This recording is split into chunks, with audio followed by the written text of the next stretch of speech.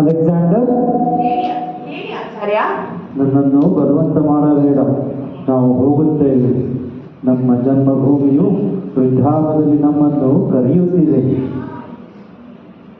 ಆದರೆ ಆಚಾರ್ಯ, ನನ್ನ ಮನಸ್ಸು ನಿಮ್ಮ ಕಡೆಗೆ ಓಡುತ್ತಿದೆ. ನಾನೇನು ಮಾಡಲಿ? ನಿನಗೆ ನಮ್ಮ ಬಗ್ಗೆ ಗೌರವವಿರುವುದು ನಿನ್ನ ಸೌಜನ್ಯ. ನಮ್ಮ ಬಳಿಯಿಂದ ಎಲ್ಲವನ್ನೂ ನಿನಗೆ ಕೊಟ್ಟು ಬಿಟ್ಟಿದ್ದೇನೆ. ಖಂಡಿತ ಹೌದು. ಕೇವಲ ಒಂದೇ ಮಾತು ಹೇಳುವುದಿದೆ. ವಿವೇಕದ ಬಾಗಿಲನ್ನು ತೆರೆದಿಡು. ನಿನ್ನ ವಿದ್ಯೆ ಮುಗಿಯಿತು. ಈಗ ಎಲ್ಲವೂ ನಿನಗೆ ತಿಳಿದಿದೆ. ನಿನಗೆ ನೀನೇ ಗುರುವಾಗಿರುವೆ. ಆದರೂ ನಿಮ್ಮೊಡನೆ ನಾನು ಸಹ ನಮ್ಮ ದೇಶಕ್ಕೆ ಬರಲು ಅಪ್ಪಣೆ ಕೊಡಿ. ನಮ್ಮ ದೇಶಕ್ಕೆ ಹಿಂದಿರುಗಲು ಅಪ್ಪಣೆ ಕೊಟ್ಟರೆ ನಮ್ಮ ದೇಶ ನಮ್ಮದೆಂದೂ ಕ್ಷಮಿಸುವುದಿಲ್ಲ. ನೀನು ಜಗತ್ತನ್ನು ಗೆಲ್ಲುವುದನ್ನು ದೇಶ ನೋಡಲು ಬಯಸುತ್ತದೆ. ನಮ್ಮ ದೇಶದವರು ಇನ್ನು ಏನು ಬಯಸುತ್ತಾರೆ? ಆ ಇಚ್ಛೆಯನ್ನು ಪೂರೈಸುವುದು ನಿನ್ನ ಕರ್ತವ್ಯ ಮತ್ತು ಜವಾಬ್ದಾರಿ. ಜವಾಬ್ದಾರಿಯನ್ನ ನಿರ್ವಹಿಸುತ್ತೇನೆ. ನಿನ್ನಲ್ಲಿ ಆ ಶಕ್ತಿ ಇದೆ. ಜಗತ್ತನ್ನು ಗೆಲ್ಲು. ನಿನ್ನ ಗೆಲುವಿನ ದಿನಕ್ಕಾಗಿ ದೇಶ ಕಾಯುತ್ತಿರುತ್ತದೆ. ಆಚಾರ್ಯ, ದೇವರಲ್ಲಿ ಭರವಸೆಯನ್ನಿಡು. ಸೈನಿಕರು ಮುನಿಸಿಕೊಳ್ಳುವಂತೆ ಮಾಡಬೇಡ. ನಿನ್ನನ್ನು ನೀನು ವಿಲಾಸ, ಮೋಜು ಮತ್ತು ಮಾದಕ ವಸ್ತುಗಳಿಂದ ದೂರವಿರಿಸಿಕೋ. ನಿಮ್ಮ ಇಚ್ಛೆಯನ್ನು ಪೂರೈಸುತ್ತೇನೆ. ಆಗ ಜಗತ್ತಿನ ಗೆಲುವು ನಿನ್ನದಾಗುವುದು. ದೇವರು ರಕ್ಷಿಸಲಿ.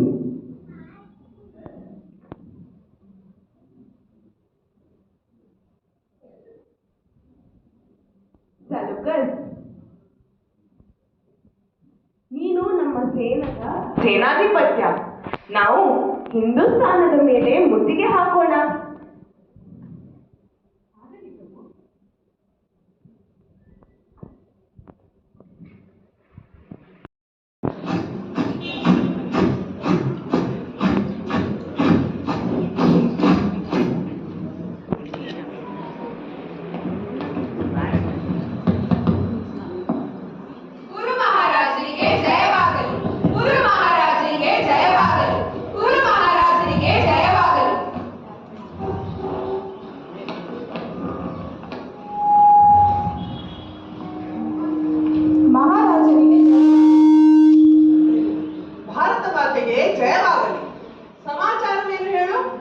ಅಲೆಕ್ಸಾಂಡರ್ ಸಿಂಧುವನ್ನು ದಾಟಿ ಇತ್ತ ಕಡೆ ಬರುತ್ತಿದ್ದಾನೆ. ಆತನ ಬಳಿ ಎಷ್ಟು ಸೈನ್ಯವಿದೆ? 1,00,000ಕ್ಕಿಂತ ಹೆಚ್ಚಿದೆ, ಕಡಿಮೆ ಇಲ್ಲ. ಆಂಬಿ ಮಹಾರಾಜರು ಆತನನ್ನು ತಡೆಯಲು ಪ್ರಯತ್ನಿಸಲಿಲ್ಲವೇ? ಆಂಬಿ ಮಹಾರಾಜರು ಸೋಲನ್ನು ಒಪ್ಪಿಕೊಳ್ಳಲು ಸಿದ್ಧರಾಗಿದ್ದಾರಂತೆ. ಅಂದರೆ ಅಲೆಕ್ಸಾಂಡರ್ ಮುಂದೆ ಮಂಡಿ ಊರಿದರೆ ಕೇಳಿದೆಯಾ ರಾಜಕುಮಾರ ಸಮಾರ್? ಆ ಕತ್ತಿಯು ಕಟ್ಟಿಗೆಯೆಂದು ನಮಗೆ ಮೊದಲೇ ತಿಳಿದಿತ್ತು. ಕಟ್ಟಿಗೆಯ ಕತ್ತಿಯು ಕತ್ತರಿಸುವುದಿಲ್ಲ. ಆಂಬಿ ಮಹಾರಾಜರು ಅಲೆಕ್ಸಾಂಡರ್ ಸಹಾಯ ಪಡೆದು ನಮ್ಮ ರಾಜ್ಯದ ಮೇಲೆ ಮುತ್ತಿಗೆ ಹಾಕಿ ನಮ್ಮನ್ನು ಗೆದ್ದು ಶಕ್ತಿಶಾಲಿಗಳಾಗಬೇಕೆಂದು ಬಯಸುತ್ತಾರೆ. ಸ್ವಂತ ಶಕ್ತಿ ಇಲ್ಲದವನಿಗೆ ಆ ದೇವರು ಕೂಡ ಶಕ್ತಿ ಕೊಡಲಾರ. ಶಕ್ತಿಯು ಆತ್ಮದ ಒಳಗಿನಿಂದ ಬರುವಂತದ್ದು, ಹೊರಗಿನಿಂದಲ್ಲ. ಸವಾರ, ನೀನಿನ್ನು ಹೋಗಬಹುದು. ಆಗಲಿ ಪ್ರಭು.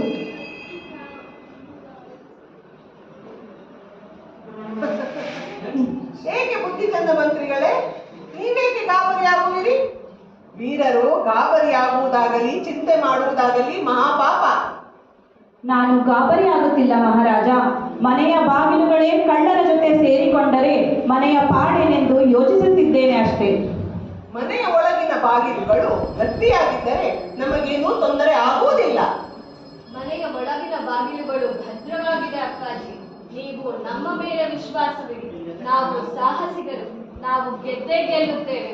ಅಲೆಕ್ಸಾಂಡರ್ನು ಈವರೆಗೆ ಪ್ರಾಣದ ಲೋಭಿಗಳನ್ನು ನೋಡಿರಬಹುದು, ಆದರೆ ಗೌರವದ ಲೋಭಿಗಳನ್ನು ನೋಡಿರಲಿಕ್ಕಿಲ್ಲ ಅಪ್ಪಾಜಿ. ಕುಮಾರ, ಯುದ್ಧ ಅನ್ನೋದು ಅಷ್ಟು ಸುಲಭವಲ್ಲ. ಯುದ್ಧಕ್ಕೆ ಸಿದ್ಧತೆ ಬೇಕು. ಅನೇಕ ವಸ್ತುಗಳ ಅವಶ್ಯಕತೆಯೂ ಇದೆ. ಮಂತ್ರಿಗಳೇ, ನಮ್ಮ ಕೋಶದಲ್ಲಿ ಹಣವು ಸಾಕಷ್ಟಿದೆಯೇ? ಒಂದು ವೇಳೆ ಕಡಿಮೆಯಾದರೆ ಏನು ಮಾಡುವುದು? ಯೋಚಿಸಿ ಹೇಳಿ. ನಾವು ನಮ್ಮ ಮನೆಯ ಒಂದೊಂದು ವಸ್ತುವನ್ನು ಮಾರಿ ಅದರ ಮೌಲ್ಯವನ್ನು ಅರ್ಪಿಸಿ ಬಿಡುತ್ತೇವೆ ಮಹಾರಾಜ. ಒಂದು ವೇಳೆ ಶತ್ರು ಸೈನ್ಯವು ನಮ್ಮ ಸೈನ್ಯಕ್ಕಿಂತ ಹೆಚ್ಚಿಗೆ ಇದ್ದರೆ? ಮಹಾರಾಜರು ದೀರ್ಘಾಯುಗಳಾಗಲಿ. ನಮ್ಮ ಒಬ್ಬೊಬ್ಬ ಯೋಧನು 4 ಶತ್ರುಗಳಿಗೂ ಮಹಾರಾಜರು ಯುದ್ಧ ಭೂಮಿಯಲ್ಲಿ ಪ್ರಾಣದ ಆಹುತಿಯನ್ನು ಕೊಡಬೇಕಾಗಿ ಬಂದರೆ ನಿಮ್ಮ ರಕ್ತವು ನನ್ನ ಮತ್ತು ಸಮರನ ನರನಾಡಿಗಳಲ್ಲಿ ಜೀವಂತವಾಗಿರುವುದು ಅಪ್ಪಾಜಿ. ಹೀಗಿದ್ದರೆ ಆ ಬ್ರಹ್ಮನು ನಮ್ಮನ್ನು ಸೋಲಿಸಲಾರ. ಯುದ್ಧಕ್ಕೆ ಸಕಲ ಸಿದ್ಧತೆಯನ್ನು ನಡೆಸೋಣ. ನಾವು ಯುದ್ಧ ಮಾಡೋಣ. ಮಂತ್ರಿಗಳೇ, ನೀವು ಕಾಶ್ಮೀರ, ಸಲಕೋಟೆ ಹಾಗೂ ಕುಲೂತ ಮಹಾರಾಜರಿಗೆ ಆಹ್ವಾನವನ್ನು ಕಳುಹಿಸಿ. ಅವರು ಬರುವರೇ? ಏಕೆ ಬರುವುದಿಲ್ಲ? ಅವರು ಮನುಷ್ಯರೇ. ನೀವು ಅವರಿಗೆ ಪತ್ರ ಬರೆಯಿರಿ.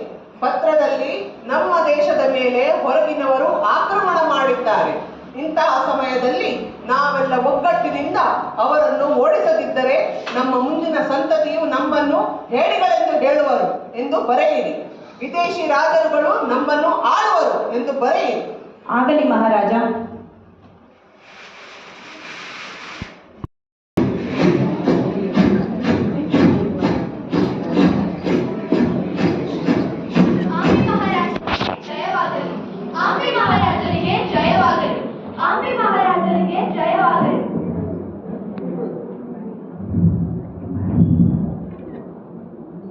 ನಮ್ಮ ದೇಶವನ್ನು ವಿದೇಶಿಯರು ಆಳಿದರೆ ನಿಮಗೆ ಅವಮಾನ ಎನಿಸುವುದಿಲ್ಲವೇ?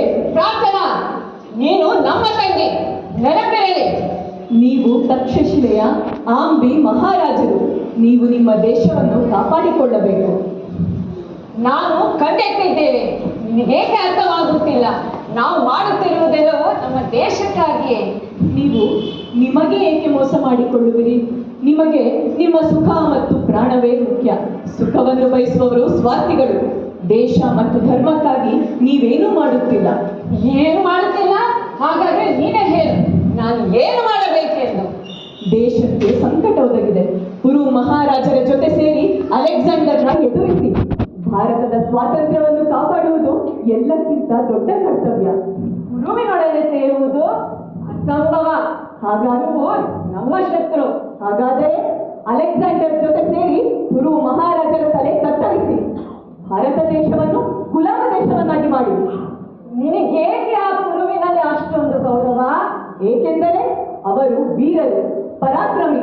ತಮ್ಮ ದೇಶಕ್ಕಾಗಿ ತಮ್ಮ ಪ್ರಾಣವನ್ನು ಲೆಕ್ಕಿಸದೆ ಪಣಕ್ಕಿಟ್ಟು ಹೋರಾಡುತ್ತಾರೆ. ಆದರೆ ಅವನು ನಮ್ಮ ಶತ್ರು. ಅವನಿಂದ ನಮ್ಮ ರಾಜ್ಯಕ್ಕೆ ಅಪಾಯವೇ ಸರಿ. ಅಲೆಕ್ಸಾಂಡರ್ ಸೇರಿ ಆ ಮುಳ್ಳನ್ನು ಶಾಶ್ವತವಾಗಿ ಕಿತ್ತಿ ಎಸೆದರೆ ತಪ್ಪೇನಿದೆ? ರಾಜ್ಯ ನೀತಿಯು ಇದೇ ಹೇಳುತ್ತದೆ, ಬುದ್ಧಿಯು ಕೂಡ ಇದೇ ಸಮರ್ಥಿಸುತ್ತದೆ.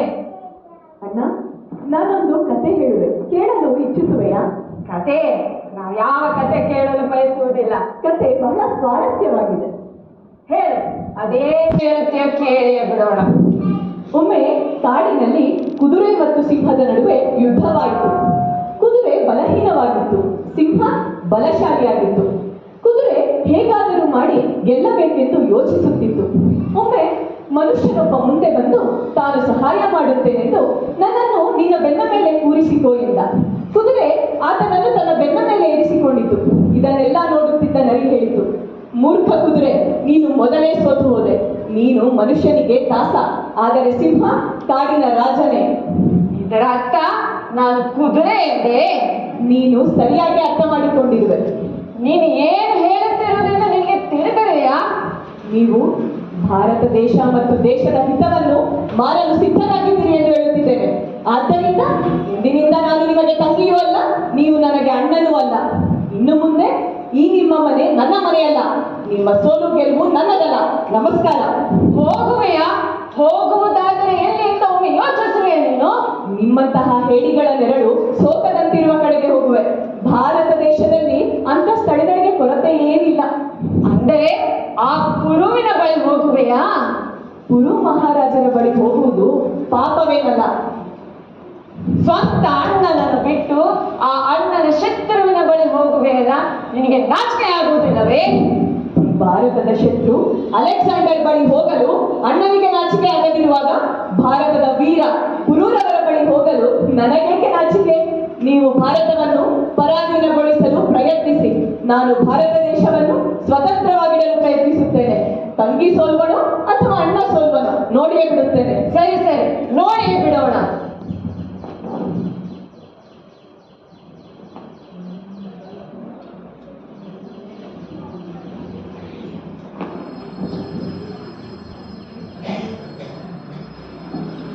ಹಿಂದೂಸ್ತಾನವು ಸುಂದರವಾದ ದೇಶ. ಇಲ್ಲಿಯ ನೆಲ, ಜಲ, ಬೆಟ್ಟ, ನದಿ, ವನ ಎಲ್ಲವೂ ಸುಂದರ. ಸಲುಕಸ್, ನಿನಗೆ ಗೊತ್ತೇ, ಆ ಭಗವಂತನು ತನ್ನೆಲ್ಲ ಸಮೃದ್ಧಿ ಮತ್ತು ಸೊಬಗನ್ನು ಯಥೇಚ್ಛವಾಗಿ ಕೊಟ್ಟಿದ್ದಾನೆ. ಇಲ್ಲಿಯ ಹೊಲಗಳಲ್ಲಿ ಬಂಗಾರವು ಬೆಳೆಯುತ್ತದೆ, ಆಕಾಶ ಮುತ್ತುಗಳನ್ನ ಸುರಿಸುತ್ತದೆ, ಗಾಳಿ ಸಂಗೀತವನ್ನ ನುಡಿಸುತ್ತದೆ. ಸ್ವರ್ಗದ ಸುಖ ಸಂತೋಷಗಳನ್ನು ನೆಲದ ಮೇಲೆ ಹಾಸಲಾಗಿದೆ. ಆದರೂ ನಾವು ಇಲ್ಲಿ ಸಂತೋಷದಿಂದಿಲ್ಲ. ಪ್ರಭು, ನಮ್ಮ ಜೀವನದ ಸಂತೋಷವೆಲ್ಲವೂ ನಿಮ್ಮ ಒಂದು ಮುಗುಳ್ನಗೆಗೆ ಅರ್ಪಣೆಯಾಗಲಿ. ಬಾಡಿದ ಹೂವಿನಂತಿರುವ ನಿಮ್ಮ ಮುಖವು ನಮ್ಮ ಮತ್ತು ನಮ್ಮ ಸೈನ್ಯದ ಧೈರ್ಯವನ್ನು ಭಂಗಪಡಿಸಿ ಬಿಡುತ್ತದೆಯಲ್ಲವೇ? ಸಲಕಸ್, ಸೂರ್ಯಚಂದ್ರರು ಬೆಳಕಿನ ದೇವರುಗಳು. ಅವರಿಗೂ ಅಂಧಕಾರ ಮತ್ತು ಮೋಡಗಳೆಂಬ ಶತ್ರುಗಳಿದ್ದಾವೆ. ಆ ಶತ್ರುಗಳು ಇವರ ಮೇಲೆ ವಿಜಯ ಪಡೆದಾಗ ಇವರ ಮುಖದಲ್ಲಿ ವ್ಯಸನ ಮೂಡುತ್ತದೆ ಅಲ್ಲವೇ? ಜುಪಿಟರ್ ಮಕ್ಕಳಾದ ನೀವು ಆ ಸೂರ್ಯ ಚಂದ್ರರಿಗಿಂತಲೂ ದೊಡ್ಡವರು. ಹೇಳು, ಜುಪಿಟರರ ಮಕ್ಕಳಿಂದ ನೀನು ಏನನ್ನ ಬಯಸುವೆ? ದಾಸನಾದ ನಾನು ಸದಾ ನಿಮ್ಮ ನಗುಮುಖವನ್ನು ನೋಡಲು ಬಯಸುತ್ತೇನೆ. ನಾನೊಬ್ಬನೇ ಅಲ್ಲ, ನಮ್ಮ ಸೈನ್ಯದ ಪ್ರತಿಯೊಬ್ಬ ಸೈನಿಕರು ಇದನ್ನೇ ಬಯಸುತ್ತಾನೆ. ನಿಮ್ಮ ಸಂತೋಷವೇ ನಮ್ಮ ಮತ್ತು ನಮ್ಮ ಸೈನ್ಯದ ಶಕ್ತಿ. ಚಕ್ರವರ್ತಿಗೆ ಬೇಸರವಾದಾಗ ನಿಟ್ಟುಸಿರುಗೈದು ಮತ್ತು ಹೃದಯ ತುಂಬಿ ಬಂದಾಗ 2 ಹನಿ ಕಣ್ಣೀರು ಸುರಿಸಲು ಸ್ವಾತಂತ್ರ್ಯವಿಲ್ಲವೇ? ಚಕ್ರವರ್ತಿಗೆ ಇಷ್ಟೊಂದು ನಿರ್ಬಂಧವೇ? ಇದು ಹೌದು ಎಂದಾದರೆ ನಾವು ಸಿಂಹಾಸನವನ್ನು ಬಿಡಬೇಕಾಗುವುದು. ನೀವು ಎಂದೆಂದಿಗೂ ನಮ್ಮ ಪ್ರಭುಗಳು. ನಾವು ಪ್ರಭುಗಳ ಸಂತೋಷವನ್ನು ಬಯಸುತ್ತೇವೆ. ಪ್ರಭುಗಳು ಸಂತೋಷವಾಗಿಲ್ಲದಿದ್ದರೆ ನಮ್ಮ ಉತ್ಸಾಹ ಬತ್ತಿ ಹೋಗುತ್ತದೆ, ನಮ್ಮ ಆಕಾಂಕ್ಷೆಗಳು ಸಾಯುತ್ತವೆ, ನಮ್ಮ ಕಾಲುಗಳು ಮುಂದೆ ನಡೆಯಲು ಮುಷ್ಕರಗೂಡುತ್ತವೆ. ಹಾಗಾದರೆ ಹೇಳು, ನಿನ್ನ ಸಂತೋಷವು ಚಕ್ರವರ್ತಿಗಳಿಂದ ಏನನ್ನ ಬಯಸುತ್ತದೆ? ಚಕ್ರವರ್ತಿಗಳು ನಿನ್ನ ಮಾತನ್ನು ಗೌರವಿಸುತ್ತಾರೆ. ಪ್ರಭುಗಳ ಅಪ್ಪಣೆಯಾದರೆ ನಿಮ್ಮ ಸಂತೋಷಕ್ಕಾಗಿ ಹಾಡು ನೃತ್ಯ ಏರ್ಪಡಿಸೋಣವೇ? ನಮಗೆ ಇತ್ತೀಚೆಗೆ ಹಾಡು ನೃತ್ಯಗಳಲ್ಲಿ ಆಸಕ್ತಿಯೇ ಇಲ್ಲವಾಗಿದೆ. ಪ್ರಭುಗಳಿಗೆ ಬೇಡವಾದದ್ದು ನಮಗೂ ಬೇಡ. ನಡೆ ಹೋಗುವ. ಆಗಲಿ ಪ್ರಭು.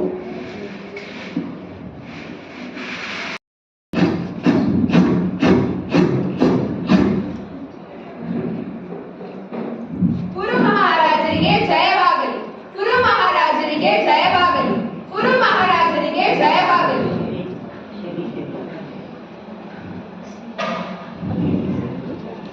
ಅಪ್ಪಾಜಿ, ಹೇಳು ಕುಮಾರ. ನೀವು ಪ್ರಾರ್ಥನಾಳನ್ನು ಅಮರನಿಗೆ ರಕ್ಷೆ ಕಟ್ಟಲು ಕಳುಹಿಸಿದ್ದೀರಿ. ಹೌದು, ಪ್ರಾರ್ಥನಾ ರಕ್ಷೆ ಕಟ್ಟಿದ್ದಾಳೆ. ಇಲ್ಲ, ಕಾರಣವೇನು? ಅವರು ನಮಗೆ ಅತ್ತಿಗೆ ಆಗಲು ಇಚ್ಛಿಸುತ್ತಿದ್ದಾರೆ. ಹಾಗಾ ವಿಷಯ? ಹೌದು ಅಪ್ಪಾಜಿ. ಸರಿ, ವಿಷಯವನ್ನು ಮುಟ್ಟಿಸಿದ್ದೇನೆ, ನಾನು ಇನ್ನು ಹೊರಡುತ್ತೇನೆ. ಆಗಲಿ ಕುಮಾರ. ಪ್ರಾರ್ಥನಾ ನಮ್ಮ ಮಗಳಾಗಲೆಂದು ಆಶಿಸಿದ್ದೆವು, ಆದರೆ ಅವಳು ಈಗ ನಮ್ಮ ಸೊಸೆ ಆದಳು. ಹೇಗಾದರೂ ಸರಿ, ನಮ್ಮ ಮನೆ ಸೇರುವಂತಾಗಲಲ್ಲ, ಅದೇ ನಮಗೆ ಸಂತೋಷ. ಬಹಳ ಒಳ್ಳೆಯ ಮನಸ್ಸಿನ ಹುಡುಗಿ ಅವಳು.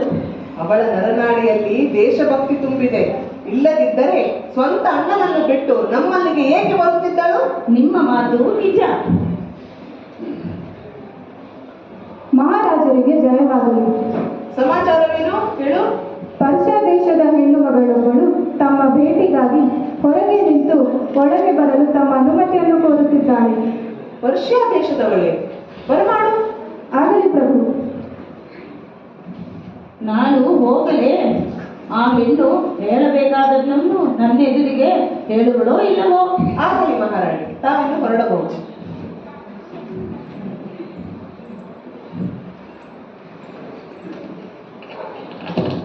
ತಲೆಬಾಗಿಸಬೇಡ. ಭಾರತದಲ್ಲಿ ಸ್ತ್ರೀಯರು ಸ್ವತಂತ್ರರು. ನಿನ್ನ ಹೆಸರೇನೆಂದು ತಿಳಿಯಬಹುದೇ? ನನ್ನ ಹೆಸರು ರುಕ್ಸಾನ. ನಾನು ಪರ್ಷಿಯಾ ದೇಶದವಳು.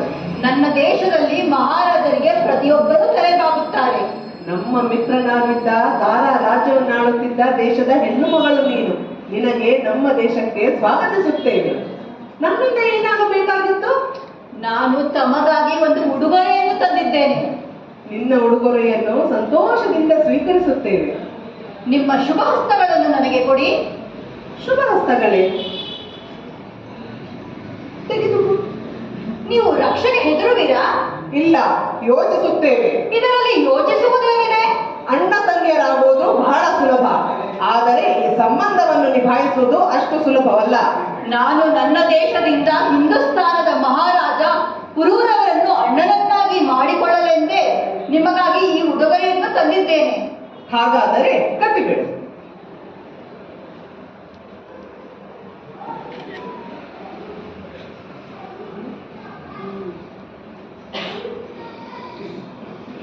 ಇಂದಿನಿಂದ ನೀವು ನನಗೆ ಅಣ್ಣ, ನೀನು ನಮಗೆ ತಂಗಿ. ಇಂದು ನೀನು ನಮಗೆ ರಕ್ಷೆ ಕಟ್ಟಿರುವೆ. ಈ ಅಣ್ಣನಿಂದ ಏನು ಉಡುಗೊರೆ ಬಯಸುವೆ? ನಾನು ಚಿನ್ನ ಬೆಳ್ಳಿ ಸಂಪತ್ತನ್ನು ಪಡೆಯಲೆಂದು ನಿಮ್ಮನ್ನು ಅಣ್ಣನನ್ನಾಗಿ ಮಾಡಿಕೊಳ್ಳಲಿಲ್ಲ. ನನ್ನ ದೇಶದಲ್ಲಿ ನನಗೆ ಬೇಕಾದದ್ದೆಲ್ಲವೂ ಇದೆ. ತಂಗಿಯ ಬಳಿ ಜಗತ್ತಿನಷ್ಟು ಭಂಡಾರವಿದ್ದರೂ ರಕ್ಷೆಯನ್ನು ಕಟ್ಟಿದ ದಿನ ಈ ಅಣ್ಣ ತಂಗಿಗೆ ಉಡುಗೊರೆ ಕೊಡಲೇಬೇಕು. ಇದು ಭಾರತದಲ್ಲಿ ಅನಾದಿ ಕಾಲದಿಂದಲೂ ನಡೆದು ಬಂದ ಸಂಪ್ರದಾಯ. ಯಾರಲ್ಲಿ? ನಮ್ಮ ತಂಗಿಗೆ 1,000 ನಾಣ್ಯಗಳನ್ನು ಹಾಗೂ 1 ಅರಮನೆಯನ್ನು ಕೊಡಲು ಮಂತ್ರಿಗಳಿಗೆ ಹೇಳಿ. ಇಷ್ಟು ದೊಡ್ಡ ಉಡುಗೊರೆಯೇ? ಮಹಾರಾಜರ ತಂಗಿಯಾಗಿ ಧರ್ಮಚಕ್ರಗಳಲ್ಲಿ ಧರ್ಮಶಾಲೆಗಳಲ್ಲಿ ಇರಕೂಡದು. ನಾನು ಇಲ್ಲಿಗೆ ಬಂದ ಉದ್ದೇಶ ಏನೆಂಬುದನ್ನು ಸಹ ತಿಳಿಯದೆ ನನಗಾಗಿ ಅರಮನೆಯನ್ನು ಉಡುಗೊರೆಯಾಗಿ ನೀಡಿದ್ದೀರಿ. ಅದನ್ನೇ ಯೋಚಿಸುತ್ತಿರುವೆ. ಈ ಮಾತನ್ನು ಕೇಳಬಾರದೆಂದು ಭಾರತದಲ್ಲಿ ಸೋದರ ಧರ್ಮ ಹೇಳುತ್ತದೆ. ಹೇಳಿಬಿಡು ಎಂದು ನನ್ನ ಕರ್ತವ್ಯ ಜ್ಞಾಪಿಸುತ್ತಿದೆ. ಹಾಗಾದರೆ ನೀನು ಹೇಳಿಬಿಡು, ನಾವು ಕೇಳಿಸಿಕೊಳ್ಳುತ್ತೇವೆ. ಅಲೆಕ್ಸಾಂಡರ್ನನ್ನು ಪ್ರತಿ ಅಪಾಯದಿಂದ ಕಾಪಾಡಲು ನಾನಿಲ್ಲಿಗೆ ಬಂದಿದ್ದೇನೆ. ನಿಮಗೆ ದುಃಖವಾಯಿತೆ? ನಮಗೆ ದುಃಖವಾಗಲಿಲ್ಲ, ನಾವು ಬೆರಗಾಗಿದ್ದೇವೆ. ನೀವು ಬಯಸಿದರೆ ಇದನ್ನು ನಾನು ಈಗಲೂ ತೆಗೆದು ಹಾಕಬಲ್ಲೆ. ಈ ಸಂಬಂಧವು ಎಂದಿಗೂ ಮುರಿಯದು. ಒಮ್ಮೆ ಕಟ್ಟಿದರೆ ಈ ಸಂಬಂಧ ಗಟ್ಟಿಯಾದಂತೆ. ಇದನ್ನು ನೀನು ತೆಗೆಯಲಾರೆ.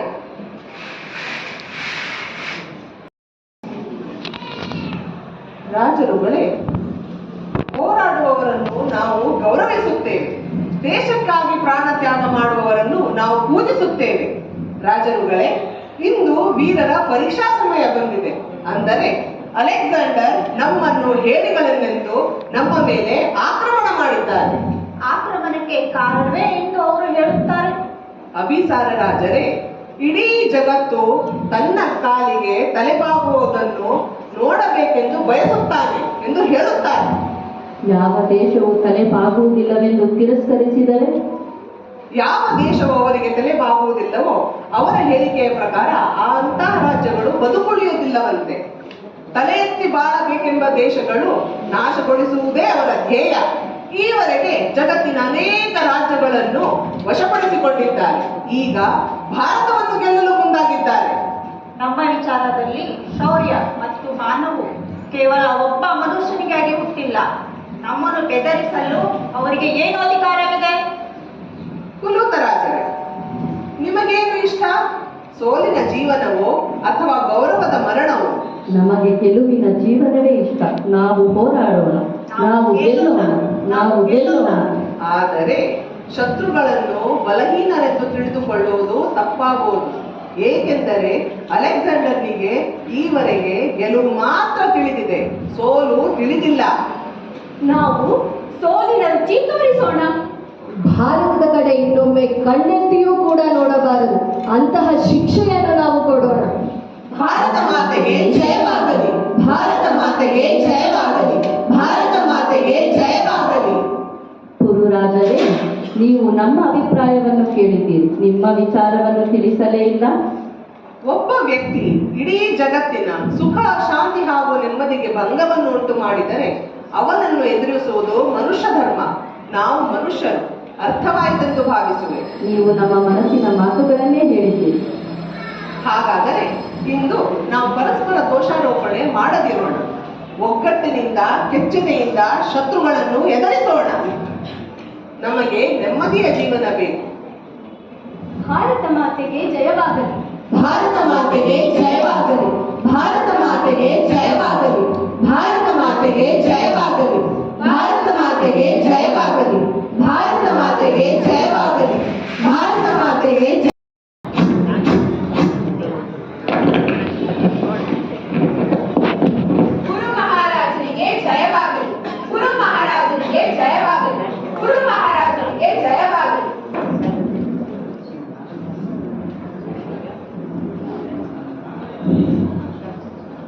ಮಹಾರಾಜರಿಗೆ ಜಯವಾಗಲಿ.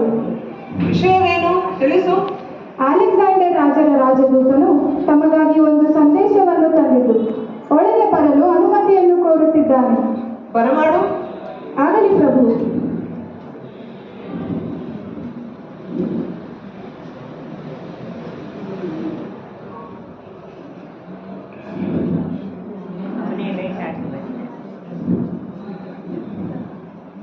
ಮಂತ್ರಿಗಳೇ, ಇದರಲ್ಲಿ ಏನು ಬರೆದಿದೆ ಓದಿ ಹೇಳಿ.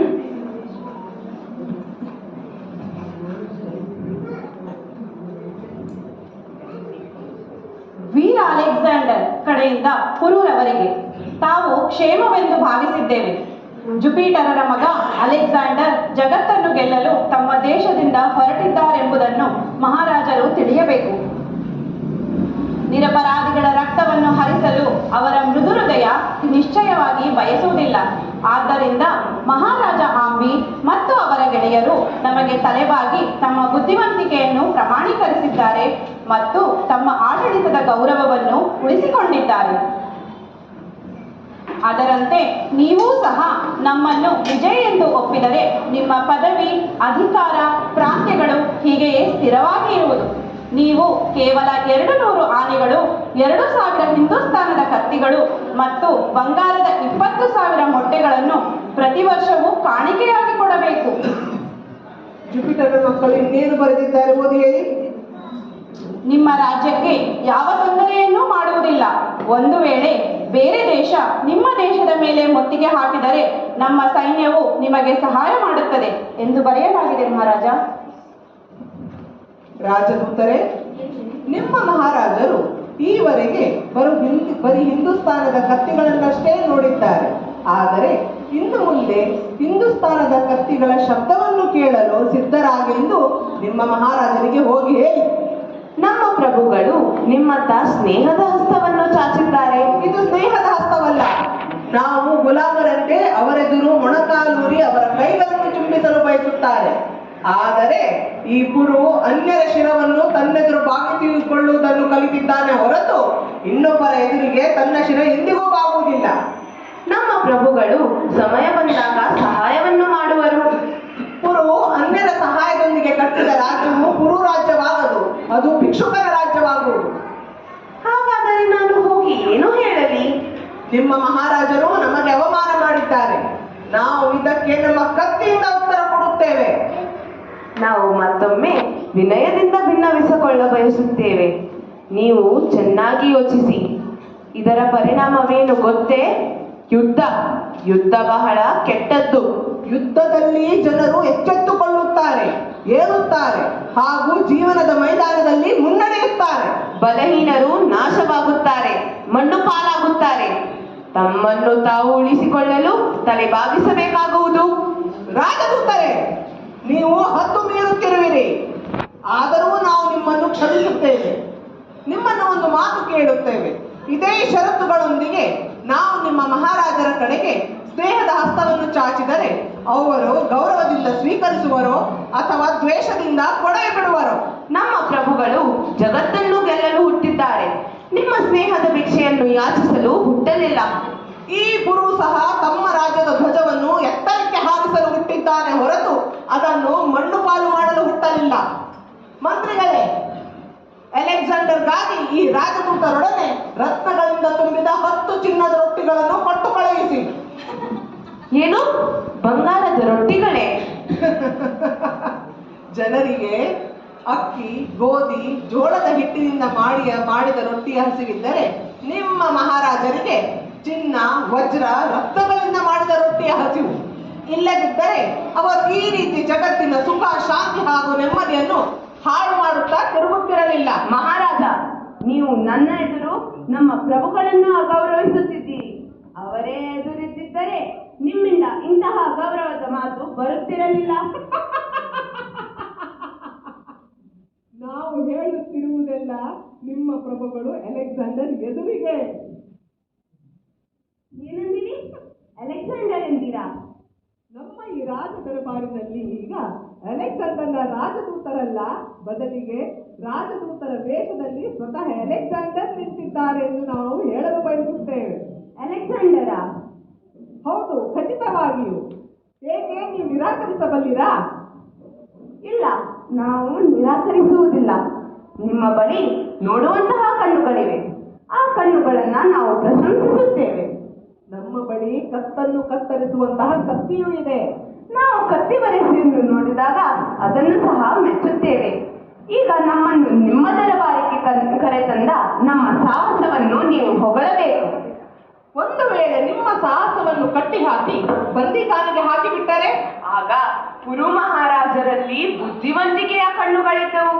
ಸಾಹಸಿ ಮನುಷ್ಯನ ಹೃದಯವಿರಲಿಲ್ಲ ಎಂದು ಜಗತ್ತು ಹೇಳುತ್ತದೆ. ಒಂದು ವೇಳೆ ನಿಮ್ಮ ಕೊಲೆ ಮಾಡಿಸಿ ಬಿಟ್ಟರೆ ಸಾಹಸವನ್ನು ಮೆರೆಯಲು ಹೋಗಿ ದೊಡ್ಡ ತಪ್ಪು ಮಾಡಿದೆಂದು ಪಶ್ಚಾತ್ತಾಪವಾಗುವುದಿಲ್ಲವೇ?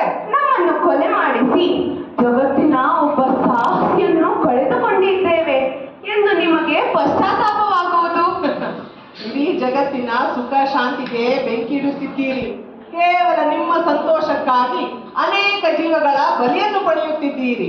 ನಿಮ್ಮಂತವರ ಬಗ್ಗೆ ಜಗತ್ತು ಏನೂ ಮಾತನಾಡದೆ ಇರುವಾಗ ನಮ್ಮ ಬಗ್ಗೆ ಏನು ಹೇಳಬಲ್ಲದು?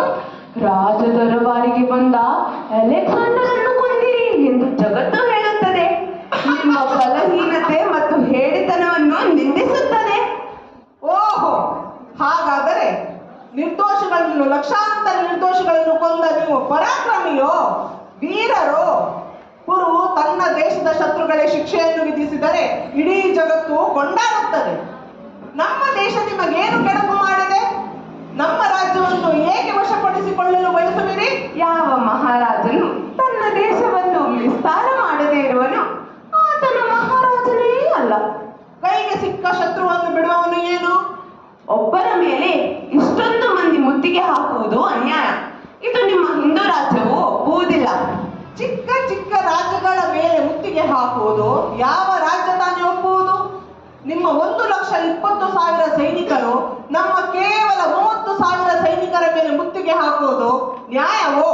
ನಿಮ್ಮ 90,000 ಸೈನಿಕರಿಗೆ ಹಿಂದೆ ಸರಿಯಲು ಹೇಳುವಿರಾ? ಸಮಬಲದ ಸಮರವೇ ನಡೆಯಲಿ. ನೀವು ಹೋರಾಡಿ, ನಾವು ಸಾಯಲು ಹೆದರುವುದಿಲ್ಲ. ಈ ಅಲೆಕ್ಸಾಂಡರ್ ಜೀವಕ್ಕಿಂತ ಮರಣವನ್ನು ಗೌರವಿಸುತ್ತಾರೆ. ಇಡೀ ಜಗತ್ತಿಗೆ ಪೀಡೆಯಾಗಿ ಬಂದವರು ನೀವು. ನಿಮ್ಮಂತವರ ಮರಣ ಯಾವಾಗಲೂ ಗೌರವಯುತವಾಗಿರುವುದಿಲ್ಲ. ನಿಮ್ಮ ಮರಣದಿಂದ ಇಡೀ ಜಗತ್ತು ಸುಖ ಶಾಂತಿ ಹಾಗೂ ನೆಮ್ಮದಿಯನ್ನು ಪಡೆಯುತ್ತದೆ. ಈ ದರಬಾರಿನಲ್ಲಿ ಪ್ರತಿಯೊಬ್ಬರ ಬಳಿಯೂ ಕತ್ತಿ ಇದೆ. ಅಪ್ಪಣೆ ಕೊಡಿ, ನಾನು ನನ್ನ ಕತ್ತಿ ತೆಗೆಯುವುದಿಲ್ಲವೆಂದು ಮಾತು ಕೊಡುತ್ತೇನೆ. ನಿಮ್ಮ ರುಂಡ ಈಗಲೇ ಹಾರಿಸಿ ಬಿಡುತ್ತಿದ್ದೆವು. ಆದರೆ ನೀವು ರಾಜದೂತರ ವೇಷದಲ್ಲಿದ್ದೀರಿ. ಹಿಂದೂಸ್ತಾನದ ಧರ್ಮವು ನಮಗೆ ಅಪ್ಪಣೆ ಕೊಡುವುದಿಲ್ಲ. ಹೋಗಿ, ನೀವಿನ್ನು ಸ್ವತಂತ್ರರು. ನಮ್ಮ ಸೈನಿಕರು ನಿಮ್ಮನ್ನು ಕೊಲ್ಲುವುದಿಲ್ಲ. ಮಹಾರಾಜರು ನನ್ನ ತಪ್ಪನ್ನು ಕ್ಷಮಿಸಬೇಕು. ನೀವೇನು ಹೇಳಲು ಬಯಸುತ್ತೀರಿ? ಕೈಗೆ ಸಿಕ್ಕಿದ ಶತ್ರುವನ್ನು ಬಿಟ್ಟು ಬಿಡುವುದು, ನಮ್ಮ ಸೋಲನ್ನು ನಾವೇ ಖರೀದಿಸುವುದು ಒಂದೇ ನಾಣ್ಯದ 2 ಮುಖಗಳೆಂದು ನಮ್ಮ ರಾಜನೀತಿ ಹೇಳುತ್ತದೆ ಮಹಾರಾಜ. ರಾಜದೂತರಾಗಿ ಬಂದವರೊಡನೆ ರಾಜದೂತರೆಂದೇ ವ್ಯವಹರಿಸಬೇಕೆಂದು ಭಾರತದ ರಾಜನೀತಿ ಹೇಳುತ್ತದೆ. ಮಹಾರಾಜರೇ, ಇನ್ನು ನಮ್ಮ ಭೇಟಿ ಯುದ್ಧ ಭೂಮಿಯಲ್ಲಿ. ಅಲ್ಲಿ ನೀವು ಒಂಟಿಯಾಗಿರುವುದಿಲ್ಲ. ನಮ್ಮ ಮಾತುಗಳು ಹೋರಾಡುವುದಿಲ್ಲ, ನಮ್ಮ ಕತ್ತಿಗಳು ಮಾತನಾಡುತ್ತವೆ. ಮಂತ್ರಿಗಳೇ, ನಮ್ಮ ಸೈನ್ಯದ ರಕ್ಷಣೆಯಲ್ಲಿ ಮಹಾರಾಜರಿಗೆ ನದಿಯ ದಡದವರೆಗೆ ತಲುಪಿಸಿ. ಮಹಾರಾಜರಿಗೆ ನಮಸ್ಕಾರಗಳು. ಪುರು ಮಹಾರಾಜರೇ, ಈ ಅಲೆಕ್ಸಾಂಡರ್ ಇವತ್ತಿನವರೆಗೂ ಯಾರನ್ನು ನಮಸ್ಕರಿಸಲಿಲ್ಲ. ಆದರೆ ನೀವು ವೀರರು, ನಿಮಗೆ ನಾವು ನಮಸ್ಕರಿಸುತ್ತೇವೆ.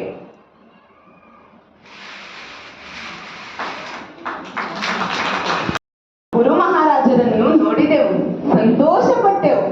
ಅವರು ಮನುಷ್ಯರಲ್ಲ, ಅವರು ಗೋಪುರ, ಆಕಾಶ, ಪರ್ವತ.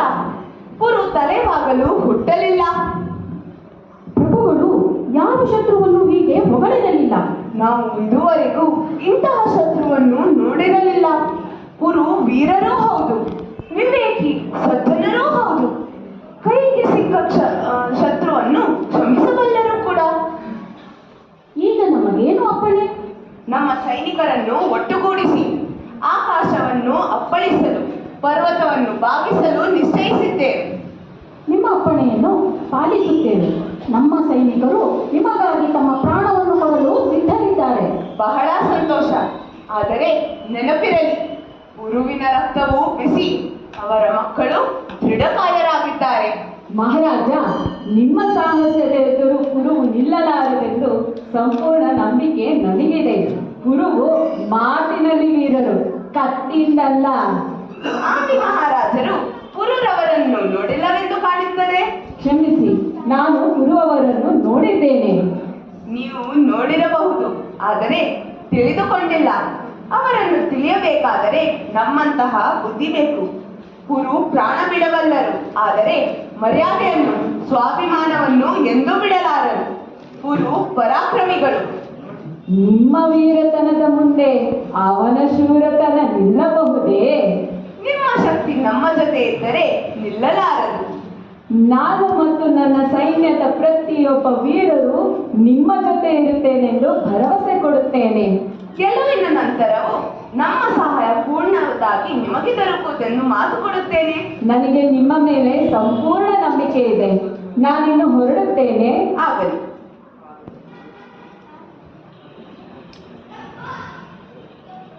ಪ್ರಭು, ಆಂಬಿ ಮಹಾರಾಜರು ಪ್ರಾಮಾಣಿಕರು. ಪ್ರಾಮಾಣಿಕರೆಂದು ಕರೆಯಬೇಡ. ಆಂಬಿ ಪ್ರಾಮಾಣಿಕರಲ್ಲ, ದೇಶದ್ರೋಹಿ. ನಾವು ಅವರನ್ನ ದ್ವೇಷಿಸುತ್ತೇವೆ. ಪ್ರಭುಗಳು ಸರಿಯಾಗಿಯೇ ಹೇಳಿದ್ದೀರಿ.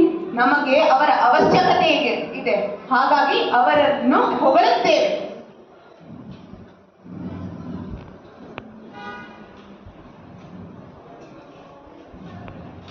ಸ್ಯಾಲುಕಸ್, ನಾವು ಯುದ್ಧದಲ್ಲಿ ಗೆಲ್ಲುತ್ತೇವೆ. ಈ ದೇಶದಲ್ಲಿ ತಾಯಿ ನಾಡಿಗೆ ದ್ರೋಹ ಬಗೆದು ಶತ್ರುಗಳಾದ ನಮ್ಮ ಜೊತೆ ಕೈ ಜೋಡಿಸುವವರು ಇದ್ದಾರೆ. ಅವರ ಗೆಲುವು ಅವರ ನಾಡಿನ ಸೋಲು ಎಂದು ಅವರಿಗೆ ತಿಳಿದಿಲ್ಲ.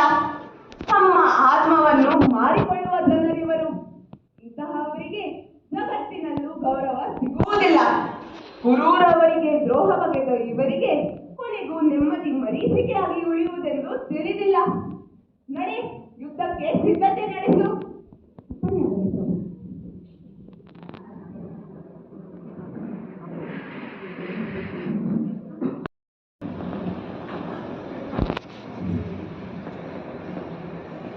ಇಂದು ನಾವು ಸಿಂಹಿಣಿಯ ಹಾಲನ್ನು ಕುಡಿದದ್ದನ್ನು ಸಾರ್ಥಕಗೊಳಿಸಲು ಹೋಗುತ್ತಿದ್ದೇವೆ. ನಮಗೆ ಹಾರೈಸಿ ದೇವರು ನಿಮ್ಮನ್ನು ರಕ್ಷಿಸಲಿ. ದೇವರು ನಮ್ಮ ದೇಶವನ್ನು ರಕ್ಷಿಸಲಿ. ಪ್ರಾರ್ಥನಾ, ಅಣ್ಣನ ಕ್ಷೇಮವನ್ನು ಬೇಡಿಕೋ. ಇವರಿದ್ದರೆ ರಾಜ್ಯವನ್ನು ಮರಳಿ ಪಡೆಯಬಹುದು. ದೇಶದ ಮುಂದೆ ರಾಜ ಯಾವ ಲೆಕ್ಕವೂ ಇಲ್ಲ. ದೇಶ ಉಳಿದರೆ ಬಹುಮಂದಿ ರಾಜರುಗಳು ಸಿಗುತ್ತಾರೆ, ಆದರೆ ದೇಶ ಸೋತರೆ ರಾಜರುಗಳು ದಾಸರಾಗಬೇಕಾಗುತ್ತದೆ. ಪ್ರಾರ್ಥನಾಳ ಮಾತು ನಮಗೆ ಇಷ್ಟವಾಯಿತು. ಪ್ರಾರ್ಥನಾ, ನಾವಿನ್ನು ಯುದ್ಧಕ್ಕೆ ಹೋಗುತ್ತಿದ್ದೇವೆ. ಯುದ್ಧದಲ್ಲಿ ಏನು ಬೇಕಾದರೂ ಆಗಬಹುದು. ಜಯಭೇರಿ ಹೊಡೆಯಲಬಹುದು, ಅಥವಾ ಆ ರಾತ್ರಿಯ ಚಂದ್ರವನ್ನು ನಮ್ಮ ಶವವನ್ನೂ ನೋಡಬಹುದು. ಪ್ರಾರ್ಥನಾ, ನಿನ್ನ ಬಯಕೆ ಏನಾದರೂ ಇದ್ದರೆ ನಮಗೆ ತಿಳಿಸು, ನಾವು ಅದನ್ನು ನೆರವೇರಿಸಿಕೊಡುತ್ತೇವೆ. ದೇಶದ ಶತ್ರುಗಳನ್ನು ನಾಶ ಮಾಡಿದೆಂದೇ ನನ್ನ ಬಯಕೆ. ನಮ್ಮ ಶರೀರದ ರಕ್ತದ ಕೊನೆಯ ಹನಿಯವರೆಗೂ ನಾವು ಹೋರಾಡುತ್ತೇವೆ. ರುಕ್ಸಾನ, ನೀನೇನು ಬಯಸುವೆ? ನಿನ್ನ ಬಯಕೆಯನ್ನು ಈಡೇರಿಸುತ್ತೇವೆ. ನನ್ನ ಉದ್ದೇಶ ಪೂರ್ಣವಾಗಲೆಂದು ಬಯಸುತ್ತೇನೆ. ಅಂದರೆ ಅಲೆಕ್ಸಾಂಡರ್ ಗೆಲ್ಲಲೆಂದೇ? ಅಲ್ಲ, ಅಲೆಕ್ಸಾಂಡರ್ ಜೀವಂತವಾಗಿರಲೆಂದು. ಅಲೆಕ್ಸಾಂಡರ್ ನಮ್ಮ ಕೈಗಳಿಂದ ಸಾಯುವುದಿಲ್ಲವೆಂದು ನಾವು ಮಾತು ಕೊಡುತ್ತೇವೆ. ಏಕೆ ಸಾಯುವುದಿಲ್ಲ? ಅವನು ನಮ್ಮ ಶತ್ರು. ನಮ್ಮ ದೇಶಕ್ಕೆ ಮುತ್ತಿಗೆ ಹಾಕಿದ್ದಾನೆ. ನಮ್ಮ 2,000 ಯೋಧರನ್ನು ಕೊಂದಿದ್ದಾನೆ. ನಮ್ಮ ಅಮರಸಿಂಹನನ್ನು ಕೊಂದಿದ್ದಾನೆ. ಹಾಗಾದರೆ ಈ ಸಾಹಿಬ ನಮ್ಮ ಮನೆಯಲ್ಲಿಯೇ ಇದ್ದುಕೊಂಡು ನಮಗೆ ಮೋಸ ಮಾಡಲೆಂದು ಬಂದಿರುವರೇನೋ? ಸಮರ್, ನೀನು ರಾಜಕುಮಾರ, ಕೋಪಗೊಳ್ಳಬಾರದು. ಕ್ಷಮೆ ಕೇಳು. ಮಹಾರಾಜರು ನಮ್ಮನ್ನು ಕ್ಷಮಿಸಬೇಕು. ಆದರೆ ನಮ್ಮ ಅಮರನನ್ನು ಸಾಯಿಸಿದವನು ನಮ್ಮ ದೇಶದ ಸಂಪತ್ತನ್ನೆಲ್ಲ ಲೂಟಿ ಮಾಡಲು ಬಂದಿರುವವನನ್ನು ನೀವು ಏಕೆ ಸಾಯಿಸುವುದಿಲ್ಲ ಅಪ್ಪಾಜಿ? ಹೇಗೆಂದರೆ ನಾವು ರುಕ್ಸಾನಳಿಂದ ರಕ್ಷೆಯನ್ನು ಕಟ್ಟಿಸಿಕೊಂಡಿದ್ದೇವೆ. ಈಗ ಅವಳು ನಮ್ಮ ತಂಗಿ. ಅಲೆಕ್ಸಾಂಡರ್ನನ್ನು ಸಾಯಿಸುವುದಿಲ್ಲವೆಂದು ನಾವು ಮಾತು ಕೊಟ್ಟಿದ್ದೇವೆ. ಹಾಗಾದರೆ ಅವಳ ಉದ್ದೇಶವನ್ನು ತಿಳಿದು ನೀವು ನಮ್ಮ ದೇಶವನ್ನು ಸೋಲಿಸಿ ಬಿಡುವಿರಾ? ತನ್ನ ದೇಶದ ಸೋಲನ್ನು ಬಯಸುವವನು ಪಶುವಿಗಿಂತಲೂ ಕಡೆ. ಮಹಾರಾಣಿಯವರು ಬರುತ್ತಿದ್ದಾರೆ. ಬನ್ನಿ ಮಹಾರಾಣಿ. ರುಕ್ಸಾನ, ಬಾ, ಮಹಾರಾಜರಿಗೆ ಆರತಿ ಮಾಡಿ ತಿಲಕವಿಡೋಣ.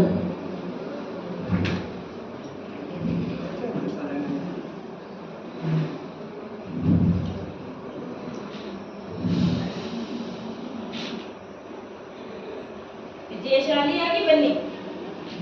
ವಿಜಯಶಾಲಿಯಾಗಿ ಬಾ ಕುಮಾರ.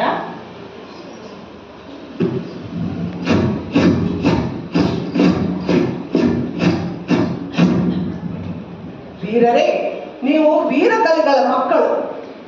ಒಬ್ಬ ಲೋಭಿ ಅಹಂಕಾರಿ ನಮ್ಮ ಮೇಲೆ ದಂಡಕ್ಕೆ ಬಂದಿದ್ದಾನೆ. ನಮ್ಮನ್ನು ನಾಶಗೊಳಿಸುತ್ತೇನೆಂದು ಡಂಗೂರ ಸಾರುತ್ತಿದ್ದಾನೆ. ಆತನ ಸೈನ್ಯದೊಂದಿಗೆ ನೀವು ಹೋರಾಡಲು ಸಿದ್ಧ ತಾನೆ? ನಾವು ಸಿದ್ಧ, ನಾವು ಸಿದ್ಧ, ನಾವು ಸಿದ್ಧ. ಕುರು ಮಹಾರಾಜರಿಗೆ ಜಯವಾಗಲಿ, ಕುರು ಮಹಾರಾಜರಿಗೆ ಜಯವಾಗಲಿ, ಕುರು ಮಹಾರಾಜರಿಗೆ ಜಯವಾಗಲಿ. ನಿಮ್ಮ ಶಕ್ತಿಯಿಂದ ಯುದ್ಧ ಭೂಮಿಯಲ್ಲಿ ಶತ್ರುಗಳನ್ನು ಬಲಿ ಹಾಕಿ ನಿಮ್ಮ ಶೂರತ್ವದ ಪ್ರದರ್ಶನವಾಗಲಿ.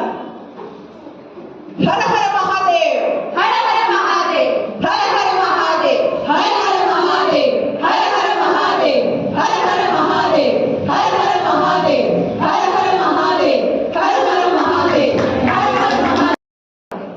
ಕುರು ಮಹಾರಾಜರು ಮುಂದೆ ಇದ್ದಾರೆ, ಜೊತೆಗೆ ರಾಜಕುಮಾರ ಸಮರರು ಇದ್ದಾರೆ. ಶತ್ರುಗಳು ಹಿಂದೆ ಸರಿಯುತ್ತಿದ್ದಾರೆ.